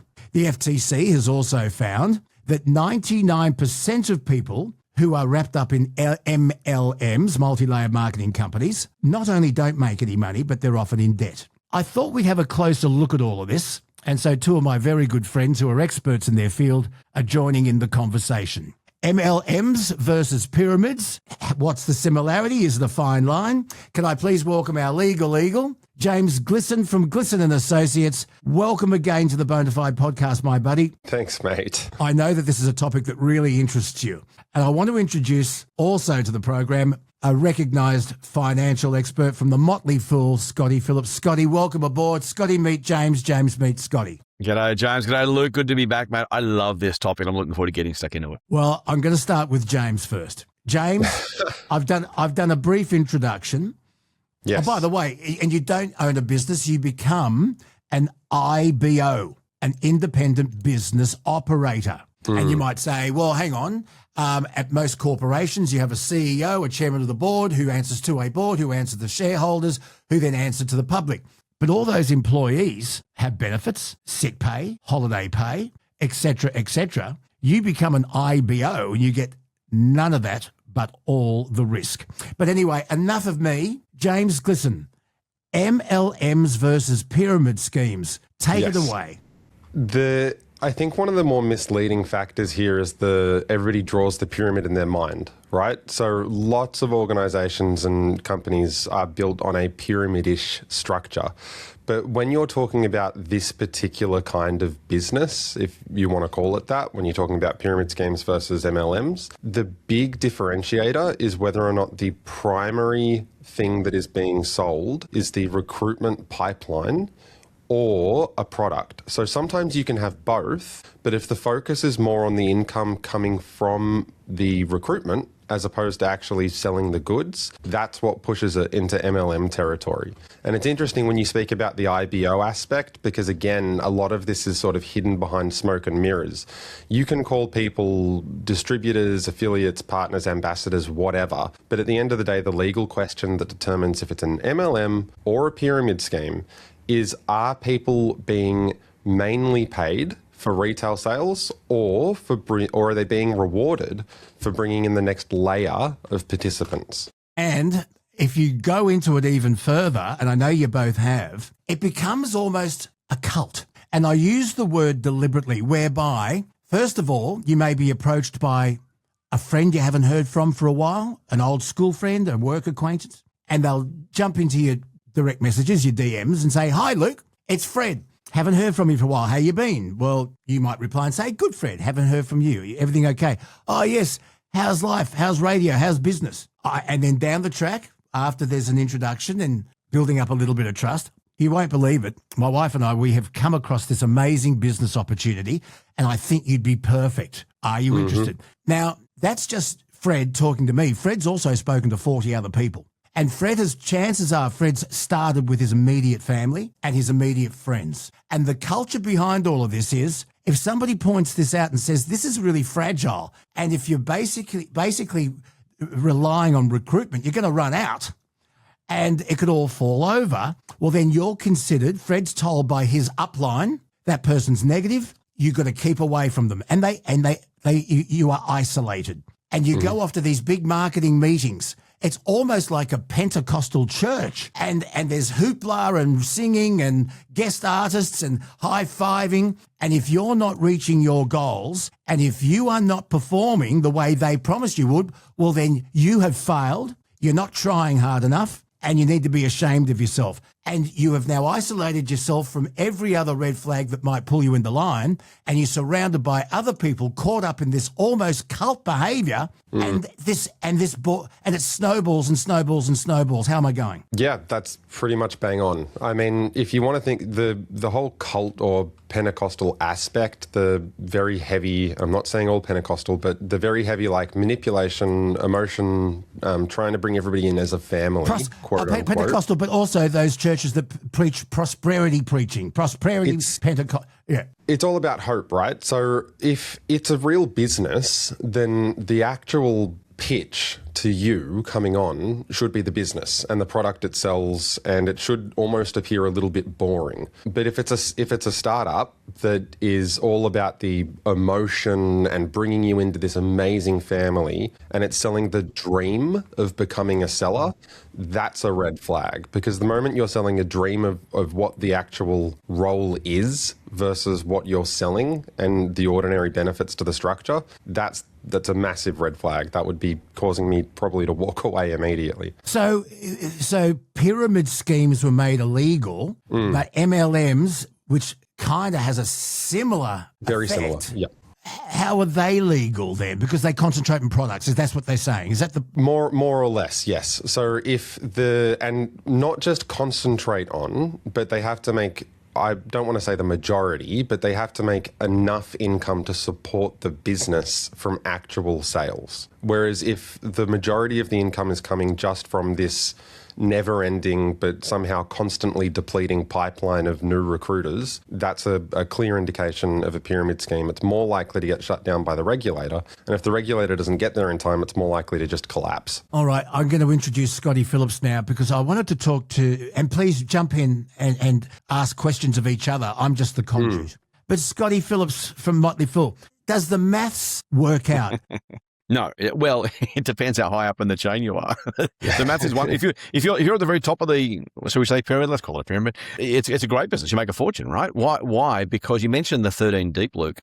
If you can get 3, 4, or 5 deep before the person at level 6 goes broke, you got more than enough people below you to make money. And I've got to say, I don't want to blow this too widely, but I want to introduce 2 other ideas just to kind of round out the kind of thinking about this one. The first is the old Ponzi scheme, the kind of the grandfather of them all, which is the chain letter kind of idea, Luke, you mentioned. Now, the Ponzi scheme was directly illegal. And from all reports, Charles Ponzi, who started it, actually didn't intend to create an illegal scheme from the get-go. It just couldn't make redemptions for his investors, so he started to use other people's money to do it. And a Ponzi scheme is literally where you simply take money. Luke, I sign you up first, you give me your money, I offer you a return, then James joins, and so I use James's money to give you a return, Luke, and I get someone else to pay James back, and it is literally just paying with each other's money. That's the Ponzi scheme, and that's the grandfather of them all. Go on. But it kind of works a bit this way because a lot of the Ponzi schemes, James, I'm an expert in investment, and if you give me $1,000, I will give you a 20% return in 90 days. What I do is I actually show you on paper, look at this, you have made a 20% return in 90 days. And you think, shit, I'll invest a bit more. But then you're so impressed, you tell someone else, Jesus, Luke Boner knows what he's doing. And so you encourage other people to join. If someone does want to pull out, I've got to use that reserve because there's no investment. And I pay them, but then they also tell people, Jesus, I got a 20% return on my $1,000. Luke really knows what he's doing. And a lot of it is all falsehood on paper, but there's no real business. There's nothing being bought. There's no investment. So it's using fake money on paper to show people that their investments work. Sorry, Scotty. No, and that's the turbocharged version, right? I'm not saying the same thing. I'm just saying in this universe, right? The absolute far end of that spectrum is the Ponzi scheme. On the other end of the spectrum, maybe not the other end, but towards the other side of the MLMs we're talking about, you were talking about some of the details, some of the features. Independent business owner, buying product from the parent company. that's a franchise. And so you've got this really interesting, and James will give us a better version of the legalities of it, but from the ultra illegal Ponzi scheme to the questionable pyramid scheme to the just marginally legally okay multi-level or multi-layered marketing scheme through to franchises, that's a kind of a nice little continuum here. And again, I don't want to muddy the waters, but as you were explaining, so I imagine some of our listeners and viewers are saying, hang on, that sounds like this. So I want to kind of, they're the 4 elements. We'll stick in the middle too, Luke, because that's what we're talking about today. But it's worth talking about that because when you sign up to a franchise, I'm going to avoid names here, so I'm going to keep myself out of legal trouble because James is busy. You can't afford to represent me. I can't afford to represent you. Can't afford to have him represent you. Correct. Yeah. I'm sure you're the podcast producer, Luke. You'll meet the costs. But no, so a lot of these franchises have got themselves in trouble. In fact, what I will say, and I can do this completely legally, Retail Food Group is an ASX listed company, and their share prices were absolutely flying high. Turns out they made most of their money from reselling the franchises, not actually from the products or the commissions from the franchises. And I'm not saying anything illegal. I'm just saying that's how the business model ended up working. It wasn't shut down. It's not at least legally, there's nothing untoward, other than the investors kind of went, hang on, if what you're doing is swapping Brumbies or Glory Jeans franchises between person A, B, and C, and you're reselling the franchise each time, that's where you're making your money, most of it, not actually. Now, there is a genuine product. There's a genuine business, by the way. Just, again, that's why I hold those 4 open, because these are all degrees of the same thing, and the legal rules apply at different levels. And again, James will tell us where they are. But that's important because we start to think about where a pyramid scheme starts and stops, a multi-level marketing scheme starts and stops, a franchise starts and stops. They are all kind of on that same continuum, at least in theory. James may have a different view legally, but as a concept, right? Now, you ask about the money, Luke. We know, as you've already said, the FTC said 99% of people lose money. We know the further down the chain you are, the fewer people you can recruit and the fewer people you can sell to. Because as your old man said, Luke, if I was recruited by my family members and friends, they're already selling my family members and friends. Who am I going to sell to? And so you've got that challenge of how do you keep this thing going? I've had 3 times in my life I've been approached to join one of the multi-layer marketing. And what was the technique? What was the technique? So it was fascinating, mate. The first time was old mate from high school. Speaking of which, this is your example. Where and this is a million years ago, mate. This is I want to say pre-internet or just after the internet. He had a business opportunity. So we met at a Mac, and he called me because, there's no internet at that point. Called me and said, mate, I've got a business opportunity. Do you want to meet? So we met at Macca's at some bloody suburb of Sydney. And I walked in and he's there with this other guy. Who's this other guy? And this other guy sits me down and says, it was his upline. It was his upline. Exactly. So he says to us, now, Scott, the world has got, at the time, 6 billion people, and the economy is this big. If you had a small slice of that, can you imagine how big this could be? And so they start by presenting this really, really lovely, massive opportunity of how big it could be. The second time was a family member of mine, so I won't go into too much detail, who was not really... this is the other problem with some of these, mate. It preys on desperation, greed, and hope, and whatever combination that you want to go with. Desperation, greed, and hope. And for that person, it was just, I want to make some extra money. I want to make some money on the side. I'm a stay-at-home parent. I want to make this work. So this seems like if I could do this would be great. Why wouldn't I do this? And so that combination is really, really toxic. The last one was a friend of ours, and again, we got invited to, and we were invited to dinner with some friends. It wasn't even sold as a business opportunity originally, which is really crappy. And we sat down, I was sitting around the table, and all of a sudden it came to a conversation of like, oh, this person does this thing, and I'm now working with them, and we thought you're smart, capable, successful people. We thought you'd like in too. And what is wonderful, so I mentioned fear, greed, and hope. It's a real. You mentioned prosperity theology, Luke, and it's cults, and it's frankly political parties, and it's all of those things where a sense of community, a sense of positivity. It's can I say both wonderful and atrocious as an example of a mastery of psychology. Because that's exactly what this is, right? If you can work out how to manipulate people, and I'll be pretty bloody blank because I'm not talking about any particular companies here. If you can manipulate people successfully, then you are home and hosed, right? And whether it's deliberately or not, if you want to be really generous and say some of these Pentecostal churches, and again, let's not make it to offend too many people, there's a genuine sense of community. And most of those people genuinely want to help you. And they genuinely believe this stuff. And when you do, it's like, well, I want you to have what I've got. And so I kind of get that at one level too, right? I think there's a lot of... Here's the thing, if you're sucked into it, if you're at the top of the pyramid and you're pulling the strings, maybe you're a narcissistic, horrible bastard, right? If you're 3 levels down, you probably haven't come in cynically. You've probably come in because you did believe. And when you believed, you signed up another 2 or 3 levels below you. And so not only have you believed, you've seen it work. And so you go from it's like every cult, right? The cult leader is always evil. The ones under them just believe because they believe because they've been told and sold and shown. And so if you're level 2, 3, 4, 5, you not only have believed it could work, You've seen it work for you. And so one of the, with the old George Costanza line, right? It's not a lie if you believe it. It's not a lie so if you believe it. people coming in here are coming in going, I've seen what my upline has done.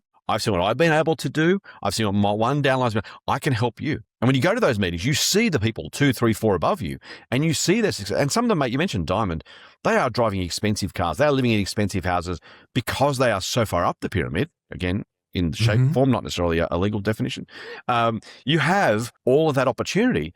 And you see, and the money is literally being made. That's the other thing. There's no smoke and mirrors here, because if you look at those things above you and you go, I wonder if I could be this. You mentioned investing and speculating and stuff. Look, this happens with shares all the time. The small microcap shares where someone says, "What if SpaceX goes to the whatever it goes to?"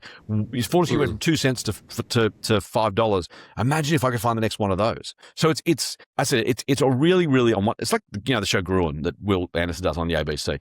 It's one of those things where you kind of go, this is really, really impressively clever and whatever. It's also horribly, horribly manipulative and awful.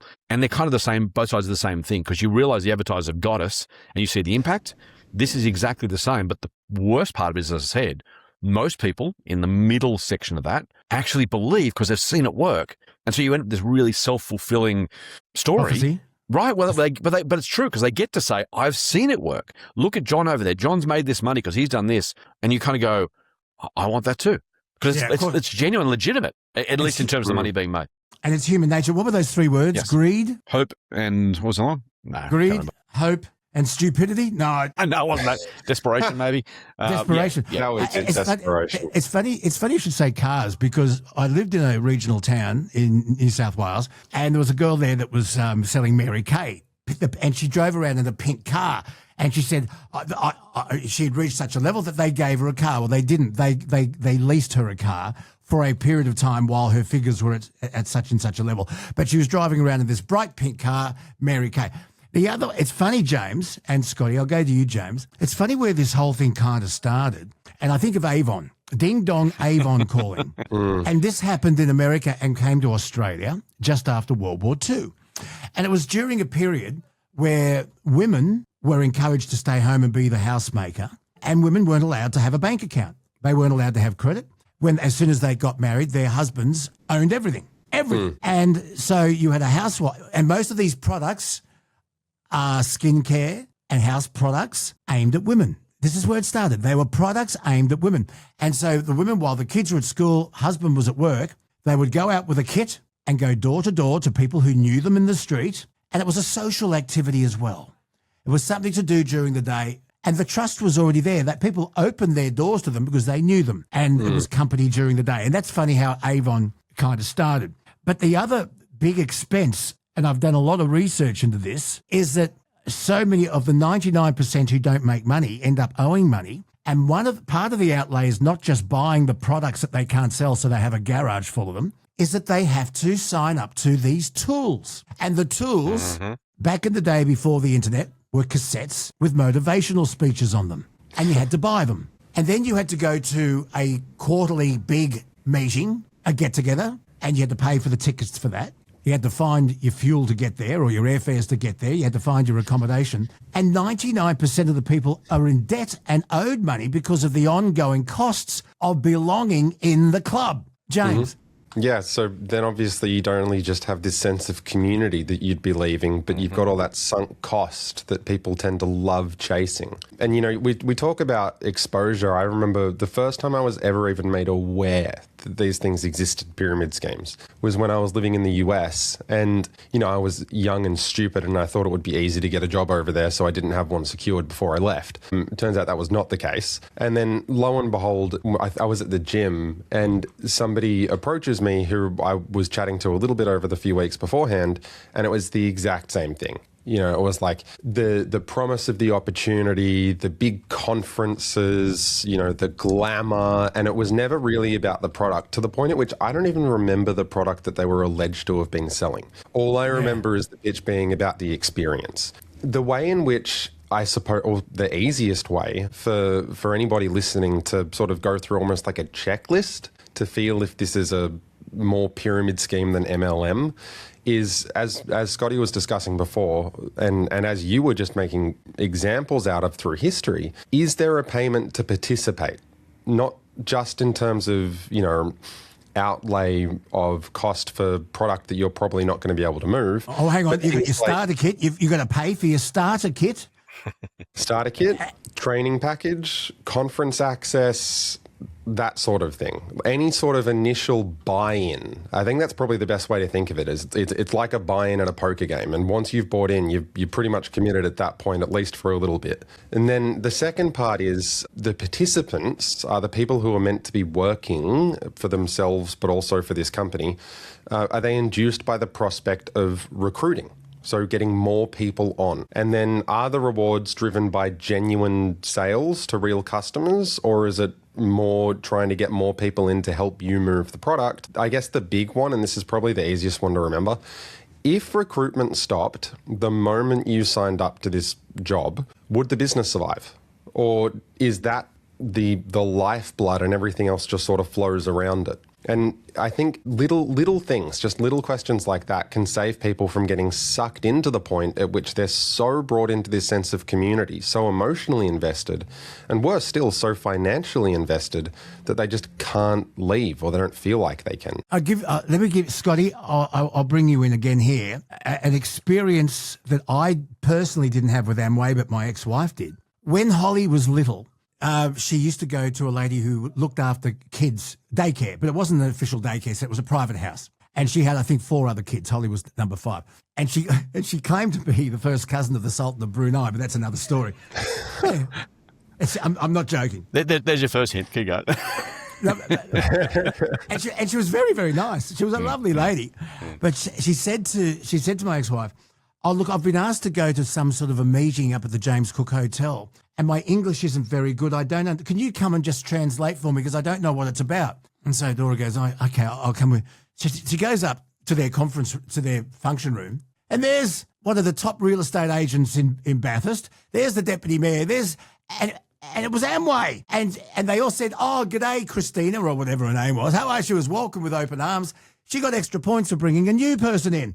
And it was bullshit. It was just that initial meeting was based on a lie. What does that say?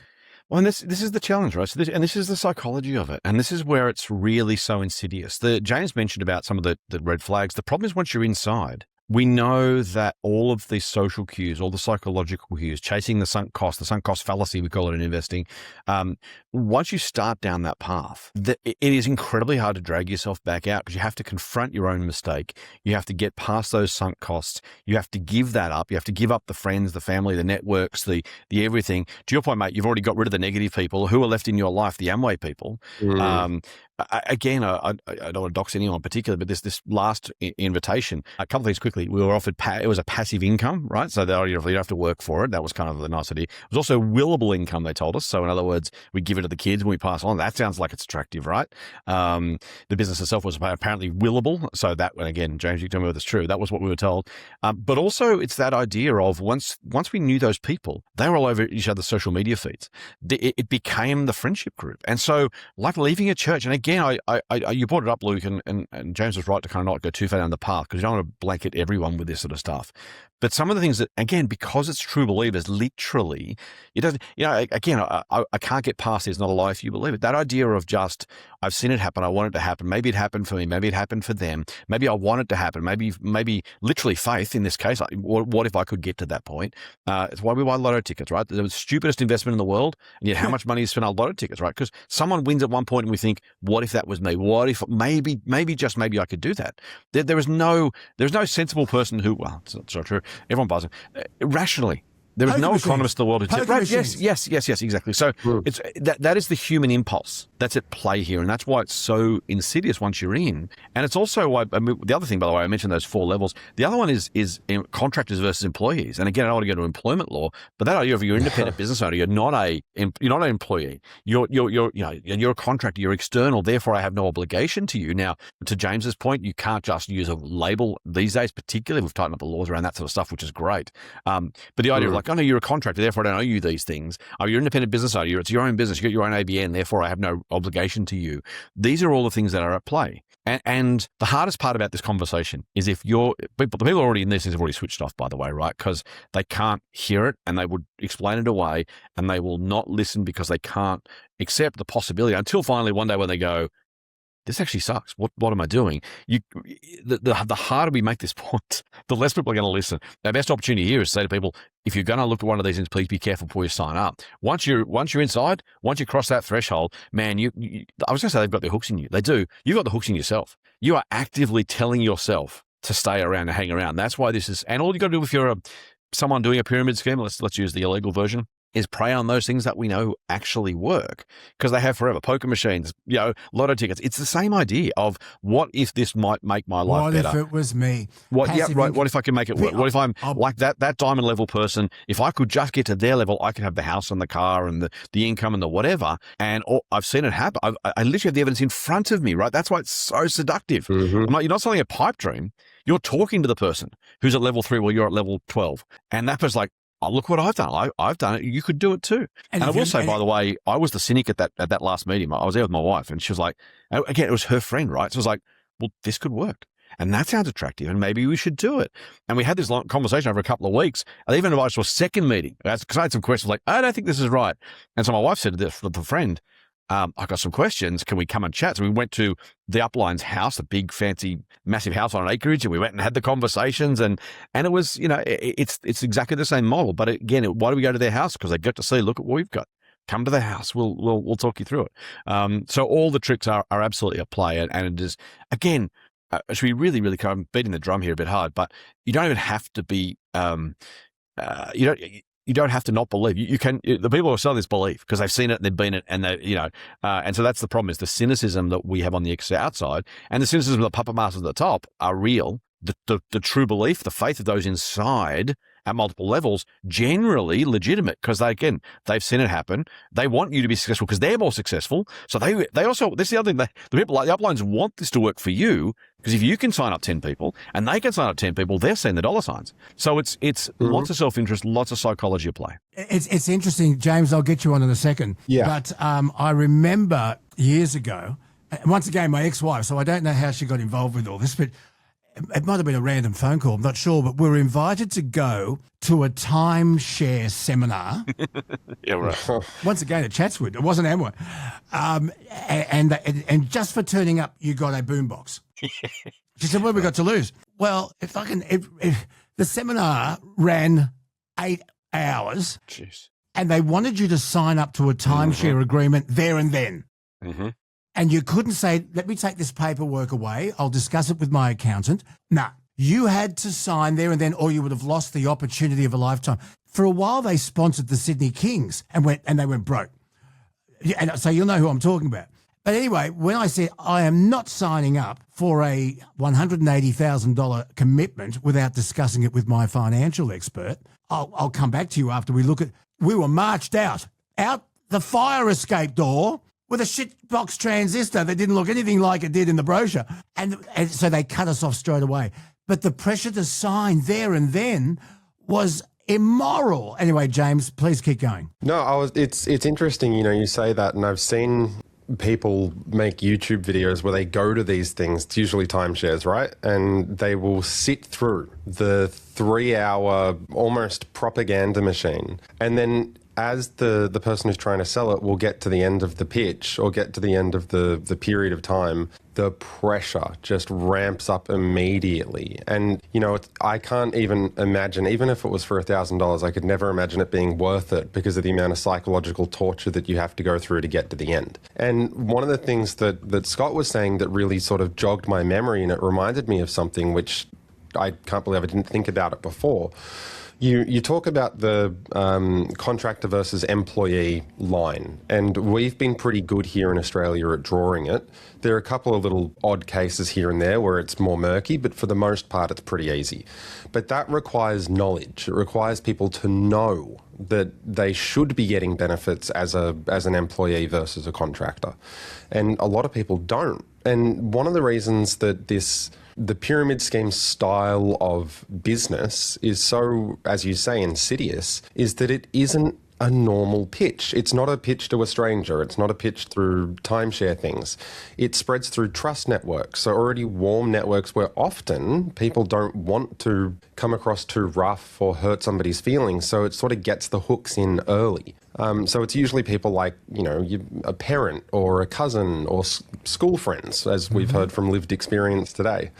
And by the time people realise that the business doesn't work, the damage is already done, sure, financially, but the relationship damage can be completely irreparable. And out of all of this, and you got to remember, as Scott was saying, it's not always obvious, because sometimes there is what looks like or what appears to be evidence or proof that the business works. And it reminds me, I don't know if you've seen it or read it, but the Ash experiment or the Ash line, which was a psychological experiment where they had... So the Ash experiment or the Ash line was an experiment where they had a group of people and there would be 4 lines, and one of them would clearly be the smaller line or the bigger line, or just obviously different in some way.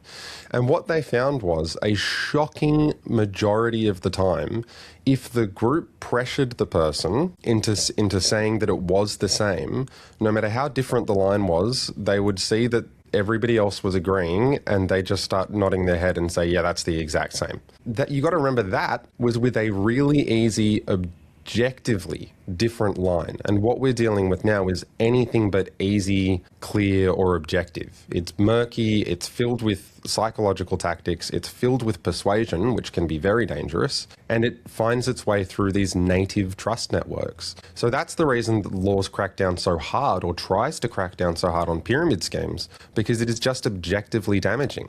Not just to the people involved, but to everyone. So how come so many of these MLMs still exist, where the fine line between them being a pyramid scheme or a genuine marketing opportunity, how come they still exist? I would say you can only see things from the outside when you're a regulator. It's very difficult. It's not like they have secret operatives that go inside these companies. And if they do, I don't know about them, so they're doing a very good job of keeping them secret. But the reality is, as we said before with the contractor-employee distinction, people are so bought in, they're so invested, and sometimes they're just so ignorant or intentionally kept in the dark about the red flags that they never get notified. Now, if it's a big public company, it's perhaps a little bit different, because there are reporting obligations that need to be made. But for the most part, a lot of, even before I left the cops, after I left the cops, it doesn't matter. Half of the stuff that's going on is never brought to the attention of the people who can do anything about it. So if anybody is listening to this and they start thinking, well, this actually sounds an awful lot similar or very similar to what it is that I'm involved in, have a look, do your own research. For the love of God, don't tell anybody in the company. And if you have genuine concerns, find somebody to talk to about it. Scotty Phillips, Motley Fool. That's how you... I can help you with getting out, but that's James's point, right? Is make sure what you're doing is legal, and you're getting help to make sure that's outside the realm of financial advice. That is pure legal. And the other thing, James, to your point, mate, is just walk away. I mean, at some point, the fight might be worth having. If you think you've been wronged and you have some sort of recourse, then by all means go for it. At the very least, disconnect yourself, and that's going to be really painful, right? Because you got to put a line through your dreams. You got to think, maybe I was a bit of a dill. You got to think, I'm losing my friends. Those people I like and trust and admire are going to think I'm a failure, right? Again, let's invoke the religious stuff. I'm a backslider, right? I've fallen away from God. I've failed. That's why I'm pulling out. They will even if you know you haven't, they will think that, and I value their opinion because I've spent weeks, months, years valuing that opinion. And that's the hardest part, is you've got to be able to kind of, it's the own 2 feet thing, right? It's like I'm getting back on and saying, right, I made a mistake. They screwed me over. I thought I liked them. I thought I trusted them. I thought it was okay. I have to acknowledge I made a mistake. I got screwed. I stuffed up. I'm losing friends. I'm losing a social network. I'm going to be lonely. I'm losing the dream that I thought I could have. I've tried harder and harder to get there. I've invested. So we have sunk cost. The psychological sunk cost, the emotional sunk cost is massive as well.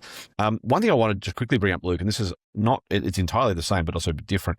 We're talking about the old school multi-level market, multi-layer market, the Amways, the Herbalife, that kind of stuff. Online through social media now, there are so many independent businesses you see talked about, whether they're in, again, I've got some contacts who on Facebook do exactly.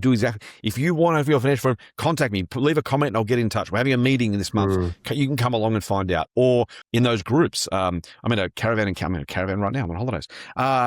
Caravan camping groups. People say, how do you make money going when you're traveling? Oh, we've got this independent business and this is what we do. And they're inviting that contact, right? So it's not just the old school buy the cleaning product. That is the one we know. Look a bit older than James. These days it's the social media driven stuff where it's just, hey, look at my life, look at my video, look at how good I'm going. You might want some of this too. And if you're struggling and you want something that I've got, let me know and I'll help you. And so it's not the direct outreach, which is come to a meeting, which is the old school way. They still do it, by the way. I'm not saying they don't, but the new one is, if you want what I've got, let me know and I'll help you.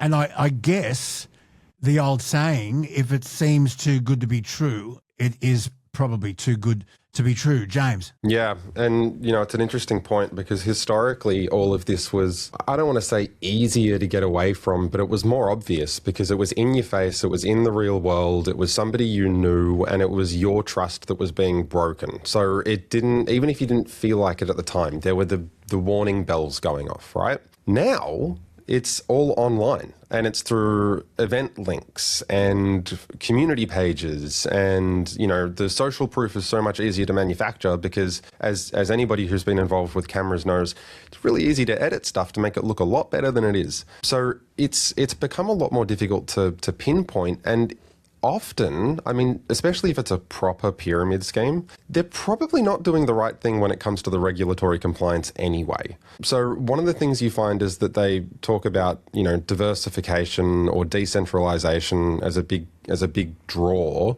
because obviously then you can be diversified and decentralized as well. Well, that's all well and good, but it also means that the safeguards and the guardrails, the structures that are meant to protect businesses, legitimate businesses, when things go wrong or resources to turn to, don't exist. So it can be genuinely concerning. And why would you get involved in, if the hook is sell the product and not initially recruit as well, but why would you direct sell something that you can buy cheaper on the internet? Back in the day, all these products, Avon, Swipe, Mary Kay, you couldn't buy them in stores or online. It had to be a direct sale from someone you knew at a party. That's true. Yep. Now you can buy them at like 10 cents a unit if you're buying en masse and all the rest of it. It'd be easy to actually set up your own business and try your hands at online retail. But if you've got a shit bottle of detergent made in China with a different label put on it, and you can see the price, and you know darn well that you'll be selling it at a price way above what someone could buy it online, why would you do it if the emphasis wasn't on, well, you recruit other people and you get their hard work and you get that passive income and financial independence? Yep, you do it because you trust the person. And because you trust the person, just like Avon did, because the lady that went out with her little kit under her arm and knocked on the door, you knew her. I also, too, the legal stuff, and James, you're the legal expert here, but there was a case in the US, Herbalife. You mentioned Herbalife earlier, Luke. A famous investor, Bill Ackman, a big activist investor, he bet $1 billion shorting, which is an investment where you make money if the shares fall. Most of us call long, right? So you buy, so the share price goes up, you make money. If you short shares, let's look at the detail of it, but you make money if the share price falls. He took $1 billion short interest in Herbalife because he said this thing is a pyramid scheme. And when it goes to zero, because the regulators go, this is a pyramid scheme, I'm going to make a fortune, right? Turned out that, and I don't know the legalities of the US legal system, it was in the US, not here, but eventually the regulator basically went, you got to make a couple of changes and you got to pay a little bit of a settlement to your IBOs, your independent business owners, but you're still allowed to operate. The challenge with the legal enforcement is not so much, firstly, you got to know there's something going on. Secondly, these guys operate at the very edges by definition of the legislation, right? How do I do enough not to be a pyramid scheme? And if I just stay that side of it, I pass the legal barriers, but all the things we've talked about why they're bad for almost all participants still remains. So you've got some of my colleagues in the US have this word they've called slegal, which is slimy but legal. And you're kind of in that slegal area, right? Of like, it's not, the regulator can't shut you down. It just still really sucks for everybody involved. And this is where it's a really clever approach. You do just enough to stay on the right side of not being a pyramid scheme, but it still has most of the attributes, the ones you can get away with, that makes money for the pyramid multi-level marketer company. It makes money for the top 1, 2, 3, and 4 levels of uplines, to use the horrible jargon. And you can keep bringing people in by selling the drink. And so we kind of come full circle a little bit, which is, Herbalife was basically told, all right, well, only because this guy bet $1 billion, he ran a public campaign for 6 years. This guy's got all the resources in the world from 2012 to 2018. Ran a massive public campaign, shared all the horror stories, all things we've talked about before. He literally did that to try and force the regulator's hand. And it kind of comes down to, where is the difference between a Ponzi scheme, a pyramid scheme, multi-level marketing, and franchising? What is the difference between employees and contractors? And because those things are by nature not black and white, because they can't be, because that's plenty of people find ways of just getting on just the right side of that stuff. That's the bit where we start to say, what does that look like? And that's why, again, this Herbalife bet, he lost the bet. He had to cash out the short because he couldn't bring this into zero. Because the regulator said, well, I can change these 4 things. And they did. Okay, now what do we do? Now the business is okay again because we've just moved an inch to the right or an inch to the left just to stay on the right side of the regulation without changing most of the business model. And that leads us down another path, probably for another day, James Glissan, because you're about to keep someone else, an innocent person, out of jail today, I'm sure. Sure, yeah, we'll see. But, for example, Herbalife were advertising online from the United States, testimonials from people who said their products had cured cancer, had cured COVID, had prevented COVID, and one lady even went online and said that at 40-something years of age, she was able to fall pregnant again because of Herbalife. Now, these outrageous claims would be made illegal in Australia, but the access to those claims and the access to that advertising is available here in Australia because it was online. Yeah, I think, this is definitely like a broader arching theme, but it is particularly... I know, it's a topic for another day. No. It's not, genuinely, because it's so relevant and it applies not just to multi-level marketing, which can be lawful but bad, and it can apply to pyramid schemes, it can apply to online gambling, whatever. Just because... On the one hand, just because something's lawful, this is a really important distinction, just because it's legal does not mean it is sensible or a good idea. Not by any stretch. It just means that the other person won't get into trouble for it. It doesn't mean that you won't get into personal trouble. The other person won't get into legal trouble, and that's a really important distinction. The second one is, when you talk about the online access to these things, the most pressing one at the moment, and it ties back exactly into what you were just talking about, is what's happening with the FIFA online gambling stuff. Right? Yeah. For online gambling, and I'm releasing a video on this, it's taken ages to research, which is why I'm so passionate about it, because I feel like it's sunk cost. I put so much time into it, now I have to be invested. You have to bill yourself. I have to bill myself, that's right. But I'd love to see online that, Bill. gambling here is incredibly heavily regulated, really heavily regulated, and people get smacked hard for small breaches. But if it's decentralized, and if it's being run in Brazil, Portugal, the US, the British Virgin Islands, wherever, sure, it's still not great and it's not good here and it should be regulated here, but it becomes very, very, very difficult to regulate and it becomes way harder to enforce. And what people don't realize is you could make a really good bet and your bet could have incredibly bad odds and you could make a lot of money out of it. And all of that could be fine and true, but they can just turn around and say, wasn't a valid bet in Australia, sorry, so you're not getting any of the money. There's nothing you can do. There's no enforcement. There's nothing you can do through the ACL. So there's a lot of really dangerous paths that can be taken. And it's the same with what we're talking about here with MLM and pyramid schemes, because there is nothing, and there's almost no practical way to prevent that outreach from coming here from everywhere else. So you've got to have your wits about you. You've got to have your wits, but what are those? Greed, hope, and desperation. If you've got those three at the top of your mini pyramid in your head, very hard to see past it. If it seems too good to be true, it probably is. Definitely. This is a fascinating topic. Thank you guys so much. I know you've got busy days ahead of you. James Glissan, Glissan and Associate Lawyers, thank you so much, mate. I can't wait to see your next podcast. It was your first podcast that I saw that just inspired me because you explained yourself so well. And I've got a funny feeling you might do a deeper dive, a better job than I've been able to do today on MLMs. Yeah, you've got me. I mean, it is very interesting. And I think the thing that really gets to me is just the sadness of it all. When people do have that trust and the desperation and it just goes so horribly wrong. But anyway, I'll leave it on a positive note. Thank you for this. And it was great having a chat with you and Scotty. Scotty, Last words. Oh, look, James has done a wonderful job explaining what's going on. I think, and you said if it's too good to be true, it probably is. This is a study in psychology. This is first and foremost a study of psychology. And if you can see this objectively from the outside, if you can look at the moving parts, it gives you the best chance of avoiding this sort of stuff. Because for all the greed, hope, and desperation, if you can look at it and go, I feel those feelings, but I can logically understand they're taking advantage of that. That's your best way to inoculate yourself against it. James made the point about look at the structure of it, but also think about the psychology of it. Put those two together and then think about the likelihood of success. By the way, the internet's a scary and crazy place. It's also a wonderful resource. Just look it up. If you're approached with this sort of stuff, look up success rates of X or stories of Y. Yeah. And yes, you'll get good and yes, you'll get bad, but at least you'll go in with your eyes well and truly open. Yes, but you see, if you have a narrative set in your mind, sometimes it's very hard to see another narrative. And you look at the way family and friends can get, their trust can be smashed to pieces by somebody they trust. And I look at Melissa Caddick. Who, and most of her customers, she started off with a family base. And because she was for a while showing a great return on the investment she made for her family and friends, they spread the word. And that's how it worked. And now she's, well, her family have got one shoe too many. Richard Feynman is a great quote. The first principle is you must not fool yourself, and you are the easiest person to fool.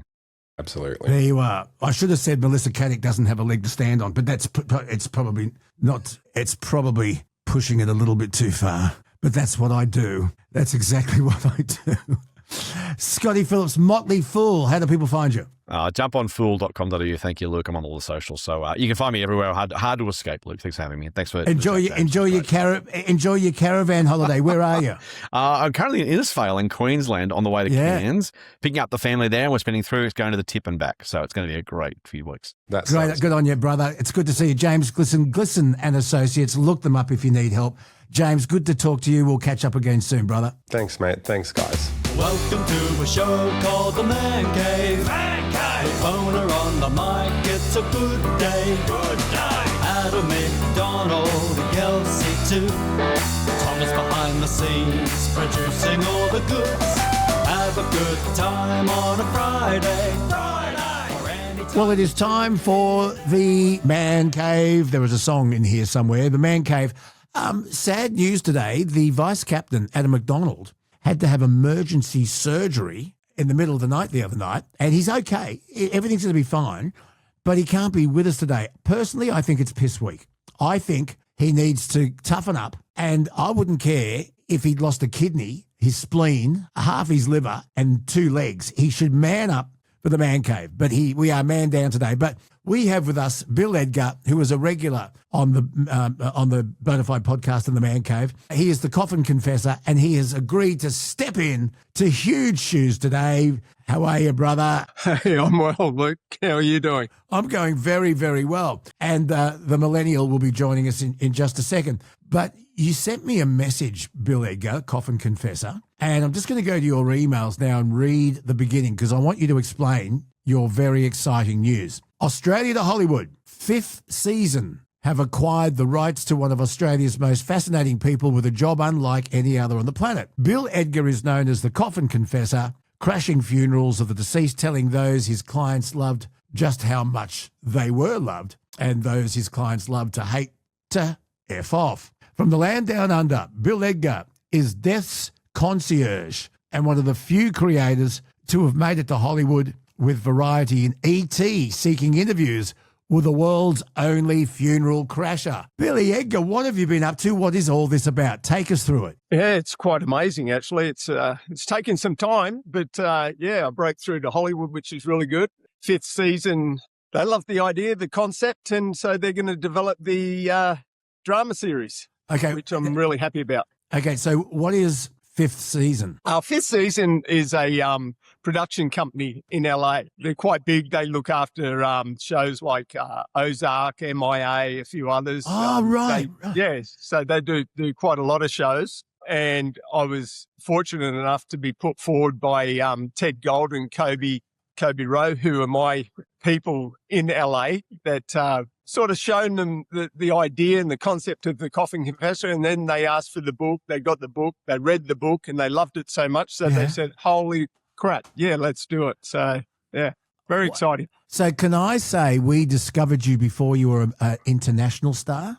You could, absolutely. Not a problem there at all. So who's the actor playing you? Because we all thought it was going to be that Cranston. What's his name? Brian Cranston. Brian Cranston. Look, there's a couple in the works that they've been touting and speaking about. I'm just excited to be sitting back now. All the signatures are done, the ink's dry, the money's in the account. I just sit back and watch everything unfold.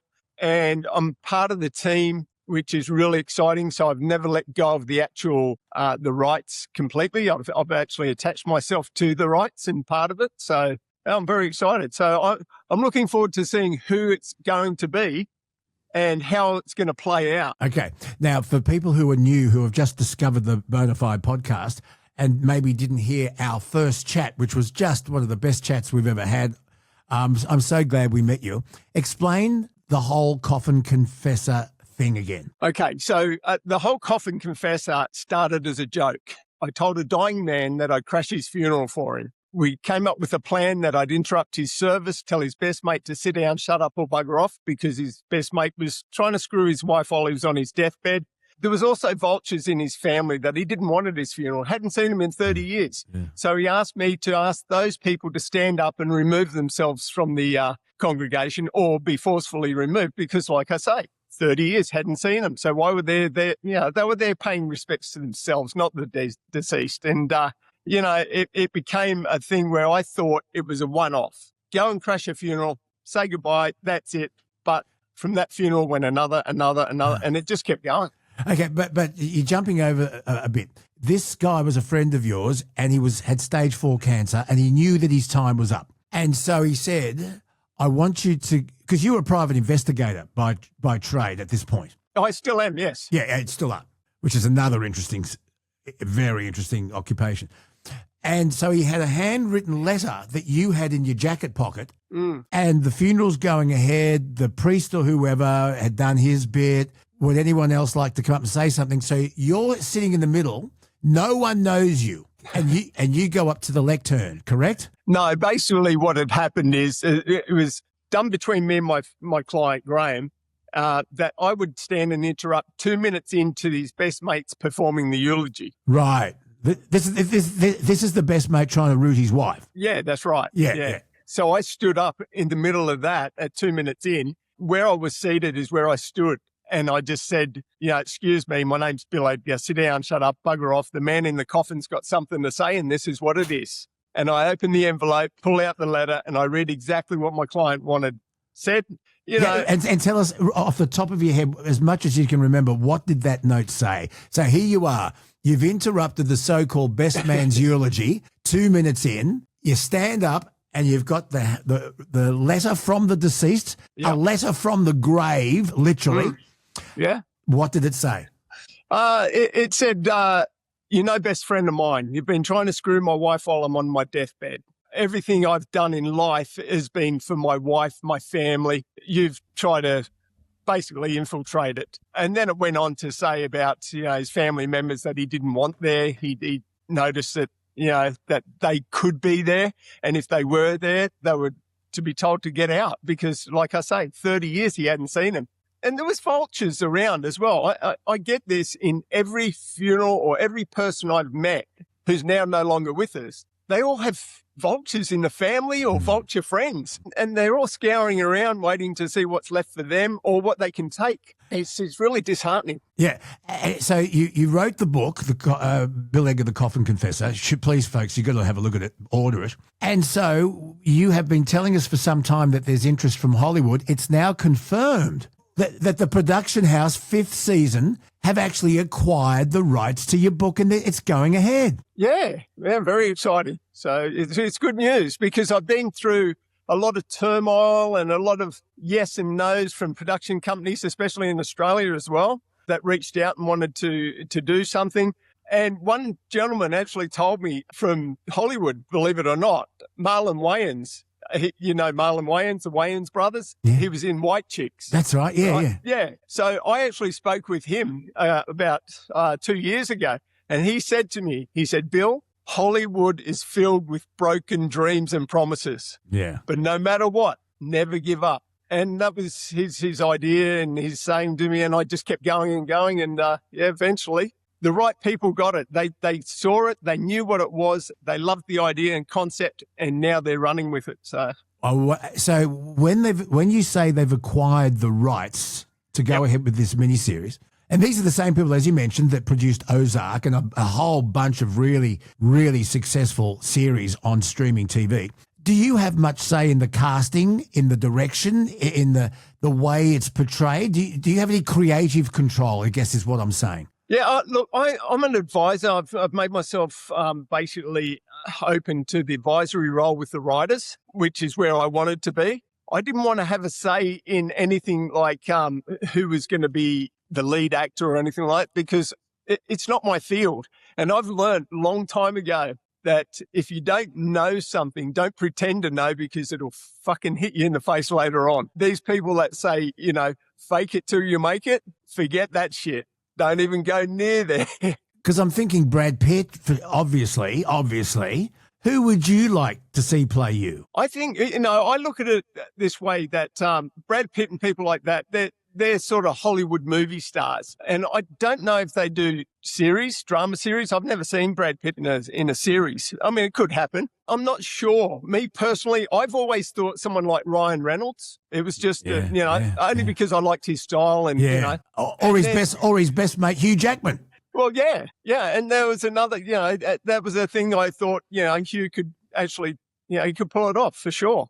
But I'm going to leave that to the team. Let them decide who and how it'll be produced, and where it'll be produced will be an interesting thing as well. So, yeah. This is unbelievable. This cool. is such good news. I'm so proud of you.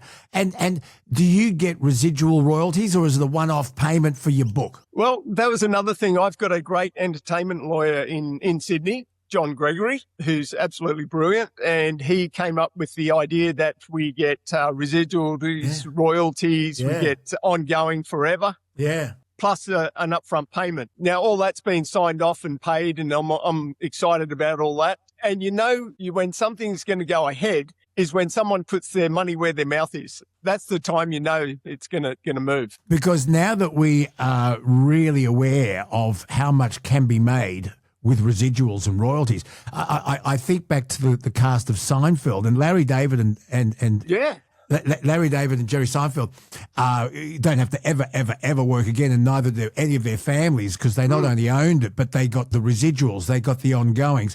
But Julia Louis-Dreyfus and Jason Alexander and Michael Richards, they got paid. They got paid a fee very well. They got paid, but they got none of those residuals. That's right. And that was when, towards the end, they were getting very nervous, thinking, Jesus, we're getting typecast. Yeah.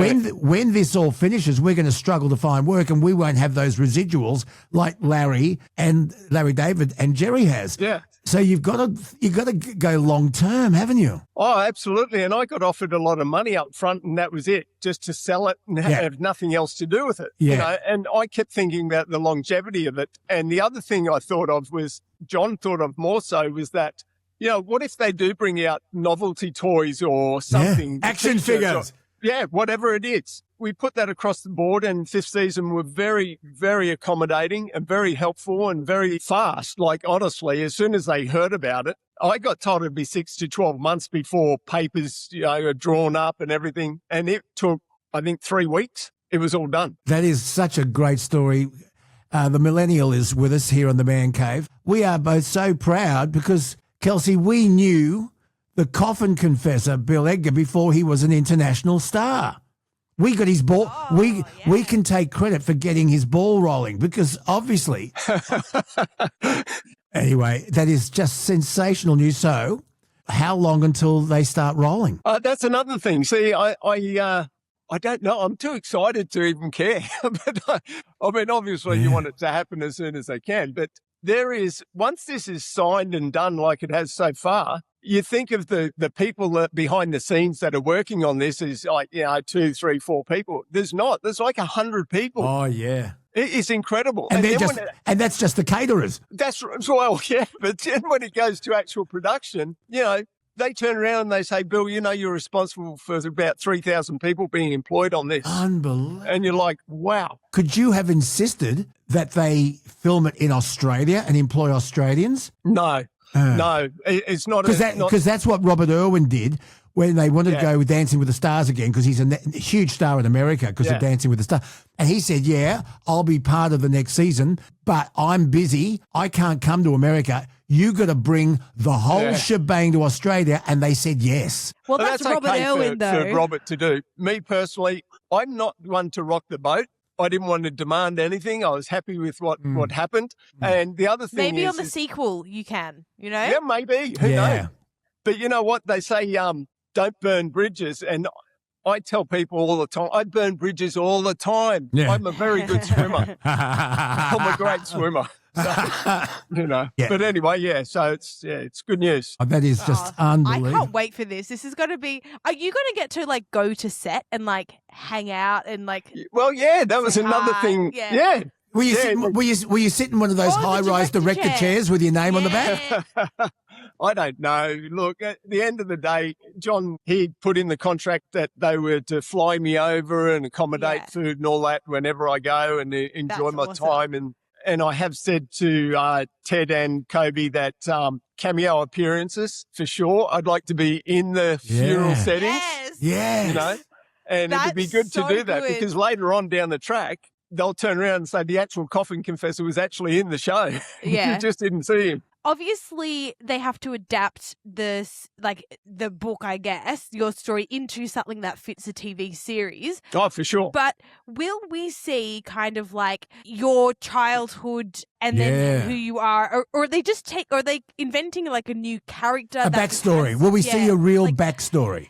How much of you and your story is in it? I believe there'll be a backstory. Whether it's mine or not, I'm not sure. But what I can tell you is that the cusp of what's happened is that there's a production company in LA and Ireland that have reached out to me in the last week, and they're talking with Fifth Season about acquiring the rights to do the documentary on my life story. Oh, hell yeah. Because you don't need to write that. Your whole life story doesn't need any embellishment. No. I mean, your story to how you got to where you are now, Billy, doesn't need any embellishment. It's an amazing story. Yeah, and you know what? A few years ago, and I said to my wife, I'm no one special. I'm just a person with a story. No. Yeah, but it's what you do with that story. Lots of people go through hardships, but not many people can really make something brand new from that. It's hard to overcome some of the stuff that you've gone through. I mean, most people don't overcome it. So that in itself is unusual and unique. Well said, Kelsey. No, thank you. Yeah, 100%, Kelsey. But you don't have to embellish it. Jeepers creepers. No, apparently not. It's a story on its own, so I'm looking forward to working with that team as well. So we'll see. Oh, this is going to be, I'm so jealous. This is going to be so fun for you, getting to fly over to the set, hang out, be part of it all. It's going to be so much fun. I'm looking forward to that too, and that's the thing. It was something that I've always, you might drive around somewhere and you'll see heaps of vans and then you hear that they're filming a certain show or doing something and you're wondering, well, I wonder what it's like in there or, things like that. But I've got to be honest with you. In 1997, I was asked to go and meet a couple of people that were being filmed on the show called The Island of Dr. Moreau. Now, I was there and I met Val Kilmer. Right? Wow. And whilst I was having a coffee and sitting down, waiting for another person to come, I was sitting next to this big fat gentleman, right, who could hardly walk. And he looked at me and he said, the weather up here sucks. It's hot as, and this is Cairns, by the way. Yeah. And it was hot, humid. It was terrible. He was sweaty. He was smelly. He was really bad. Funny enough, we had a chat. He ended up just staying there and I said, okay, nice meeting you. See you later. And I left. And before I got to the next cart, 3 blokes come up to me and they said, what did he say? What did he say? And I'm like, what did who say? What do you mean, what did who say? You were just talking to Marlon Brando. What did he say? Oh, Oh my God. What? I actually, wait, I need had to no look up idea. I know the name, but I don't think I know the face. Yeah. Oh, that dude. Don Corleone, The Godfather, parts 1 and 2, Kelsey. Luke, you know I've So we had never a good watched little The Godfather. conversation. Did he there, make Did he make you an offer you couldn't refuse? No, but he gave me a bit of advice. He was a nice bloke, but at the time, all I thought was how unhealthy, fat, and sweaty this bloke is, and he just stank. I couldn't wait to get away from him.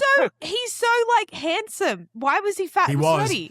He really was handsome, Kelsey. He let himself go. Big time. And did you know, we're getting off track here, but I just love the Godfather movie 1 and 2 so much. Hated 3 and the rest. Hated Oh them. my God, that's not him. Yeah, it is. No way. In the Godfather, he put cotton wool in his jowls to. Yes. And he was right into. But he refused to learn lines, and all the way through it, he had his lines stuck to people's foreheads, to vases. Yeah. Yeah, but look at him there. He was in the original He looks like Superman. he's in costume in this photo, like later on in his life. Yeah, it's very sad. But go back to early. Go back to look at him there. Look at him there. He was Superman's father in the original Superman Yeah, movie. he was. He got paid about $3 million for 90 seconds on air on screen. Yeah, he was very good looking once upon a time, wasn't he? He asked me if I lived in Cairns. I said, yes, I do at that time. And he said, what bastard would choose to live in a place like this?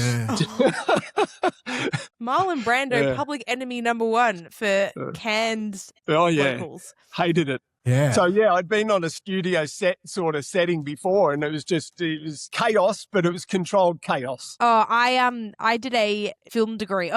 Half of my degree at university was film, right? So I did lots of internships like on like TV sets, and we made lots of short films and stuff. And the one thing that surprised me so much about working on set for different things, TV is a little bit different because it's a bit more fast paced. There is so much waiting around. It's crazy. But for sure. stuff is happening in the waiting around. Like the producers are talking to each other. They're discussing, oh no, I think we need to move. Like stuff is Adjust the happening. lighting. But if you're a gaffer, like if you're just someone that like helps change you're like just the sitting lighting, there. you're literally just standing around like the whole day, like maybe like turning something on, standing, waiting, checking levels. Yep, all good. Just like standing and waiting. Yeah. Like there's so much of it. The extras were getting $200 a day, and half of them weren't doing anything. For $200 a day, they were just I know. sitting there. If you've got patience, being an extra on a set is a great job. I have zero patience, so I found me it too. incredibly boring. Hey, can I give you a little heads up from my extensive film career? Go for it. I was an extra in a Commonwealth Bank commercial, and I was an extra in a Ferrero Rocher. What was it? What was the product? What do you call them? The little eggs. Kinder Surprise. I was in the Kinder Surprise. Anyway, the Commonwealth Bank commercial was all filmed around Martin Place, and they went over to Hyde Park for lunch, and there's the catering all set up with the tables out. Oh, yeah. And I was just an extra. It was $200 for the day. You're right. And we had to go up last because we were just lowly extras, and it was like a buffet with cold meat and salad. That's all there was. And then I saw that they had this caramel pudding with warm custard, and so I thought that looks good. So I grabbed one and a spoon. Well, I was absolutely hammered because the pudding was for the principals. No, the pudding wasn't for the extras. It was for the principals, and I had the temerity to take a bowl of pudding and custard. And I thought you were going to say the pudding was spiked. Yeah, Like, you know so how you did I. can get rum pudding, you know? No one told me. I went to the principal table for the pudding and custard. Did you get fired off the set, did you? No, they let me finish the day, but I was told. I got death stares from other people, and someone came up and said, you shouldn't have taken the pudding. How dare you? It was pudding gate. So you would be entitled to the pudding if you're invited over. You would get pudding. You would definitely get pudding. Can I say this, Bill Edgar? You are pudding worthy. You know what? I'd take the fucking pudding bowl and offer it around to everybody. Yeah, you would. Fuck 'em. You said before that you might like do a cameo. Let's just assume that they're doing like the story of your life, right? Because we don't know what the actual script is going to be. What side characters in your life might you do a cameo for, even if it's just like an office guard at a prison, or like, is there someone in your mind that you think that would be cool to do a cameo He for? could do that because of his time at Boggo Road. He knows all about. Oh, yeah. Yeah, there's a few people there. I don't know. Well, we want to hear all about it. And in fact, because of the hours that I keep, it works out well with America. Maybe we could have a chat to you from the set. Yeah. You could give us a tour of the set with your little camera and do a little walk around. God, and you guys are getting so far ahead of where I am right I know, that's the way we think. I'm still sitting here on my farm. excited. I'm sitting here on my farm on the Gold Coast hinterland, all excited about what's happened so far, and you guys have just put me in Hollywood itself. I've got you eating pudding already. Yeah, we see you on the we see you on the red carpet at the Yes. premiere. We actually see you on the red carpet, but we'd love just say I won't give. We'll Kelsey and I will sign an NDA. we would love set cam, and you could just show us. Take us around the set and just give us a little commentary. I'm sure Bill's going to be documenting his experience. Oh yeah, I've on got a his few socials. cameras I'm that I sure wear we'll in get my the job, full- so I'd wear one of those, and yeah, for sure. No one would even know. we this want. is so exciting. I know. Luke, I know. The scoop. Your life story is pretty interesting, Luke. I would say. I reckon they could maybe not a full TV series out of your life story, but definitely like an Australian story. I reckon they could do. Maybe 7 minutes on a current affair. No, I fucking don't want to go there. You don't want a reporter from a current affair knocking on your door. Your door, no. Or my 7 minutes of fame on border control. No, we don't want that either. No. But no, Billy Edgar, we're very, very proud of you. This is huge news and a scoop, an exclusive scoop to the Bonafide podcast. Yeah, you're the first to know. So that's, I believe that Variety magazine and ET and all those are going to let it all loose this weekend coming up. We've got it first, Kelsey. Exciting. Yeah. We've got it first, Kelsey. I'm Thank very you. excited for us that get to work because we've had lots of listeners email us in saying, I've bought or downloaded Bill's book since, hearing him on the podcast. Actually, Nathan, my fiance, his parents, they were caravanning around Australia and they downloaded the audiobook and listened to your audiobook and they messaged me and they were like, oh my God, that story is incredible. Wow. And I told them at the time, because this was a while ago, I said, I think that they're talking about making like a series out of it. And they were like, oh my, that would be amazing. I would love to see this in like a TV version. So I know that like, even just with Nathan's parents and all the listeners that have emailed us like about your story, this is going to be very exciting for them to actually be able to see it play out on the screen. I'm very humbled. I am. I can't believe it's got to where it is and where it's going. I just, like I say, I'm no one special. I just, you are. Just had a story. No, you're more than special, mate. We're very, very lucky to know you and to have you as a friend. The movies have the Academy Awards. What do the Netflix or where the streaming services have? Is that Golden Globes? What awards are they? Oh, fuck, I don't know. Now you're even further away from... Luke, we've jumped way too far ahead here. Because if Bill's nominated for Best Extra, right? Oh, jeez. Or Pudding Thief, I don't know which one. Pudding Thief. Yeah. I'm just segueing with the Marlon Brando story. Did you know Marlon Brando won 2 Academy Awards, by the way? One was for On the Waterfront, which was an amazing movie. And you look at him there. Just pull up a picture of Marlon Brando in The Waterfront. Look at this character here. So there's Marlon Brando in 1954. Now we go back to 1973. We'll go to The Godfather. Let's have a look at Marlon Brando. You can see why James Dean tried to replicate him, can't you? Oh, absolutely. This is Marlon Brando. During the filming of that particular scene, Billy Edgar, there was a stray cat on the set that wandered in and took a liking to Marlon Brando. And it jumps up in his lap. And while Brando is delivering this speech, it's the day of his daughter's wedding, and people come in one by one because it's traditional that Sicilian fathers do a favour, especially in the mafia. Yeah. They do a favour for people on their daughter's wedding. And while he's delivering and going through the scene, there's a cat. There it is. Yeah. And the cat, you can actually hear it purring during the movie. It's quite a loud purr. The cat was a stray. It was not meant to be in the movie, but Marlon Brando picks up the cat and strokes it while he's filming, and it just worked so well. Became part of the scene, the script. They said, leave it in, because he's a man of enormous power that can have people whacked at the drop of a hat, and being so gentle with the cat, they just thought, how good is this? So anyway, when he goes to get his Best Actor award at the 1973 Academy Awards, he boycotted them because in protest to the way Indigenous Americans, the Indians, were being treated. Oh, okay. Yeah, and so he doesn't turn up to get his award, and he sent up an activist, an Indian activist. I shouldn't say Indian, American native activist. Her name was Sachin Littlefeather, and she turns up in full dress to accept the Academy Award. It was huge. It was I remember that. Yeah, I remember reading about that and seeing pictures of her accepting the award. It took the movie world by storm that the great Marlon Brando didn't get his Academy Award, and he sent Sachin Littlefeather up to get his award as a form of protest to the way Native Americans were being treated. It was an amazing story. Oh, he's an amazing man, for sure. Absolutely. I just wish I had known who it was I was talking to at the time I was talking to him, you know, but then would have things been a bit different? I don't know. It was just like meeting a stranger to me and somebody I thought was very out of shape and knocking on death's door to me. Yes, yeah. You could have given a speech at his funeral. And had I become the Coffin Confessor back then, yeah, maybe. You could have been a Marlon Brando Coffin Confessor.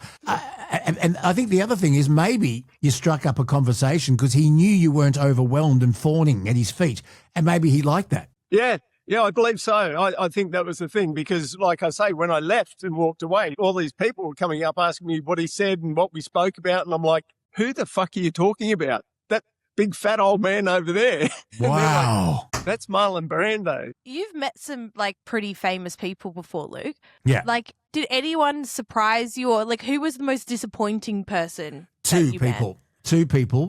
Michael Richards from Seinfeld didn't want to be there. Maybe had done a million interviews that day and just was over it.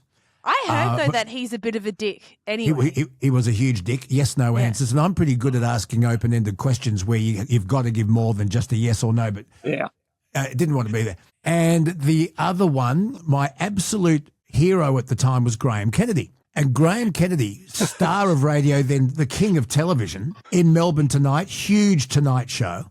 And he was doing blankety blanks. Cyril said, it's Cyril. We haven't had Cyril for so long. Yes, I've been wondering where he's been. Doing a movie. Cyril is in all at sea, yes. Cyril said, He always starts like that. Cyril said, my friend Derek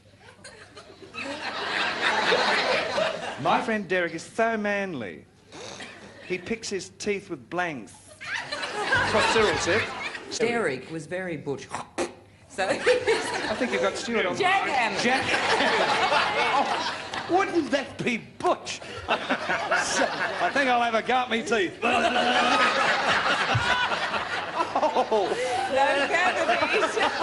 It was on Channel 10, but it rated its ass off. It was the only thing on Channel 10. That and Number 96 were the only things that rated on Channel 10 back then. Just stop you there for 1 sec, Luke. When I was little, 9 years of age, I ran up a street and ran into the Pink Poodle Motel on the Gold Coast, right? Staying there was Graham Kennedy, and on the balcony was this guy that kicked my foot and said, get off the fucking landing. He was smoking a cigar and his name was Ugly Dave Gray. Ugly Dave Gray, the joke teller. And he told me to fuck off the balcony landing. And as I went down, I was 9 years of age. I'd just run away from home. Yeah. And I was running down and I bumped into this guy, this bloke. With a cigar, with a big cigar with the glasses. That's the guy who told me to get off the landing. As I'm running down this, I tripped and fell into this bloke. That was the Moonface. That's Bert Newton. It was. Bert Newton could be cranky too. Bert Newton. All at the Pink Poodle Hotel, yeah. Okay, well, Ugly Dave Gray, I interviewed Ugly Dave Gray. Okay. Yeah, and he was the king of the one-liner. So if you see, let's have a look at Ugly Dave Gray just to remind people. He lives at Runaway Bay, I think, on the Gold Coast. Dave, have you got nearly finished, I knew it was time to go. I know. Listen, would you do you have a quickie for us, or would you rather tell a joke? So I'm walking down this street, and I look over this little wall, and there's a little chuck there. Yes. And the little chuck looked up and went, so I looked down and went, and the little chuck went, and I went, and the little chuck went, and I went, and a policeman came and arrested me for using foul language. Good night, everybody. And he told me that he was pissed off with Graham Kennedy and the producers of Blankety Blanks because he reckoned he held the whole thing together, he and Nolene Brown, And they only there's paid, a name. No. yeah, and they only paid him $20 an episode. Oh, wow. But that was back in 1977, 78. Yeah, it's still big money. I mean, yeah, because my old man fought for the title of Australia's boxing in 1968 for £50, I think it was. So anyway, I'm at 2GB and I'm 16 and I'm watching Blankety Blanks in the afternoon. And I just thought Graham Kennedy was the funniest, the most brilliant thing. My hero, right? And you know how there's an old saying, never meet your heroes. Yeah, yeah. Anyway, we're standing, me and Graham Kennedy and the music director at the time, his name was Warren, I'll think of his name, doesn't matter. And the lift opened and I said, Mr. Kennedy, my name's Luke, a pleasure to meet you. And he didn't extend his hand and he got into the lift and as the doors were closing, he said to the music director, who was that little shit? And the door closed. Yeah. And I went, You're the little shit.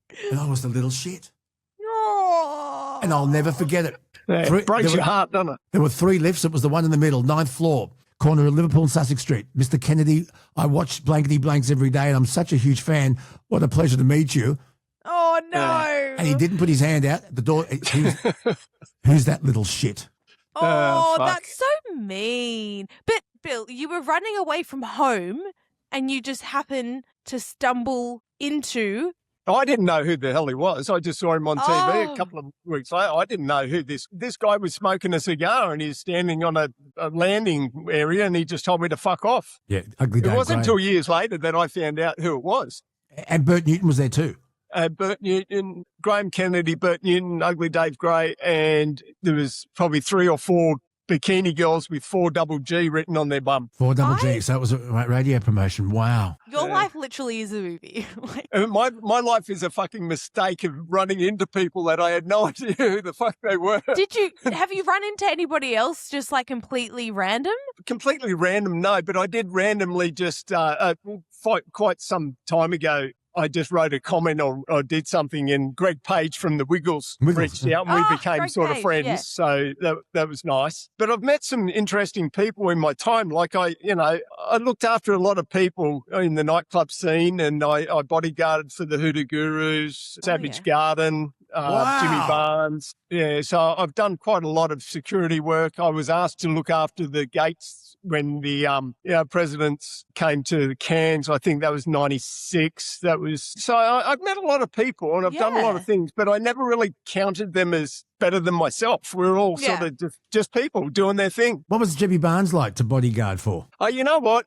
Jimmy Barnes was a really nice person. Yeah. Right? He was really nice. I was disappointed with a couple of people. One of those, I got to say, Doc Neeson. The Angels. Yeah. He wasn't the nicest person. He was very abrupt, very rude, always carried around his oxygen tank. But you know he had a really serious car accident. Yeah, he did, yeah. He was at some toll booths on the M4 and he smashed into a car and he broke his back. Yes. And he was in enormous pain for the rest of his life after that. Yeah, and he was always angry from then on too. So, Angry Anderson was a real prick at the time. Oh, yeah, no. Unfortunately. Yeah, but I got to say... Was he angry Anderson or was he really pissed off Anderson? No, he was just not there, Angry Anderson. He wasn't there. He was never there. He was there, but he wasn't, if you know what I mean. Because I've met Angry a few times and he's been great. Yeah, and I've looked after people like Tanya Zieta, Who Dares Wins. Who Dares Wins with Michael Whitney. Yeah, so I looked after them and they had no idea I was bodyguarding for them,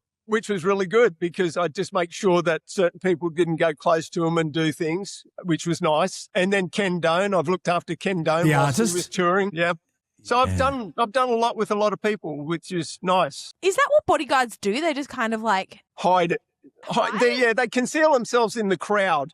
Right. And they watch the crowd very intensely and make sure that the people they're looking after are I do it very stealthily. I don't announce who I am or where I'm from or anything. I just do it stealthily and I'm in the crowd. I'll make sure I'm at the front and I'm always close to them. And what do you look out for? You got your peripheral vision going. Yeah, what are you looking for? Tell us what would make you like stiffen up and be alert. Yeah. It's basically anybody that's eager. That's the main thing, is the eagerness of somebody to try and get, a photo or to get close to the person. Everybody has a personal boundary. even a megastar has to have a personal boundary, and their personal boundary is probably an extra meter from the normal average person's. Yeah. So within that, I've got enough time to, do what I have to do to make sure that they're okay. But there are people like, I looked after a band called Silverchair. From Newcastle. Silverchair? I know that Daniel one. Johns. Yeah. But the thing with those boys is they loved the crowd so much, they'd run into the crowd. Yeah. So you couldn't sort of look after them as much as what you thought you could. But again, They wanted that, I guess. they wanted it. Yeah, that's right. So you as a bodyguard, you're going to work out, okay, look, my client likes this. I've got to be on alert here. But Silverchair kind of like getting in amongst it. So I've got Yeah. But you'd be nervous the whole time. And just remember that bloke, Mark David Chapman, who killed John Lennon, December 8, 1980. That's right. I was on air. He went up and asked for an autograph earlier That's that right. day. Yeah. He was just a fan. I was very good at negotiations and talking. I'd rather talk than fight. I mean, if you have to fight, you have to, but I'd rather talk. And the people are there because they're excited to see their fan, their base or their person they like. So I'm not going to destroy their day just because they want a photo or an autograph or to get up front. I like to negotiate with people. There were instances where there's been times where, someone might be drunk or offensive or abusive, and I was fortunate enough to be the person I am and know that there was other security there. And I'd always introduce myself to security. So they'd be looking at me and I could just put my arm up and go, hey, these people, you need to go. Yeah. So, that was part of my job. How long were you doing that for? 92 to 99, I was in Cairns doing that. So I was also working the front door of a nightclub. I was managing a nightclub as well. I was doing quite a lot. Did they let you have pudding? Oh, mate, I had the best pudding. I'm sorry. I'm scarred. I got in such trouble. Start with the pudding. I gotta say, Bill, your story. I think lots of people think that by a certain age you have to have made it, right? You have to have got your career on lock. You have to know where you got to have direction. Like you've got to, especially I don't know if it's just my generation. There's very much like a hustle culture and very much like a got to do it now, otherwise I'll miss out. Yeah. Gotta have, I think my life's backwards. But I think that's good though. Like it's a good reminder that you can be anyone or start anything at any point in your life. Yeah. You get to kind of make the rules. Like lots of people get kind of stuck down in this, I've got to stay here because it's what I've always done. And, I've got to just stay on the path, stay on the straight. Yeah. Whereas, I don't know, You don't have to. you don't have to. You can kind of follow your gut sometimes and to see where it takes you if that's what you want. The biggest thing I've always said to people is that opportunity's there, but so many people don't see it or grab it, or they do see it and they just let it go. Yeah. I never let an opportunity pass by, ever. Yeah. Don't you ever let a chance go by. Bob Hudson had a song called the Newcastle song, and that was the verse. Don't ever let a chance go by. But, mate, we are so proud of you. We're going to let you go. But what is your philosophy? If you could think of a philosophy that you'd like to pass on, what would it be? Oh, mate, if you always do what you've always done, you'll always get what you always got. That's very good. Say it again. If you always do what you've always done, you'll always get what you always got. That's very true. So change. Life's easy. Just change. You don't like something you're doing? Change. You do like something you're doing? Keep going, but diversify. Bring it better. Do you know what my dad used to say? My dad would have loved you. He used to say that we achieve in life is directly attributed to that we attempt. Oh, yeah. Very true. Absolutely. Love it. Love Listen, it. Love it. Mate, we're going to let you go. We are so pleased and honoured so happy that you are with us today. Thank you so much, Billy Edgar. You're a star. The name of the book? The Coffin Confessor. Stay safe. Die living. Thank you so much for listening to episode 119. Share, talk about us, let your friends know, watch us, listen to us, and remember the merch store is available. So get some merch into here. Do you ever thought of the day, Luke? I always believe in everything you do, you should give 100%, unless, of course, you're donating blood. Yeah, I agree. Goodbye. Goodbye.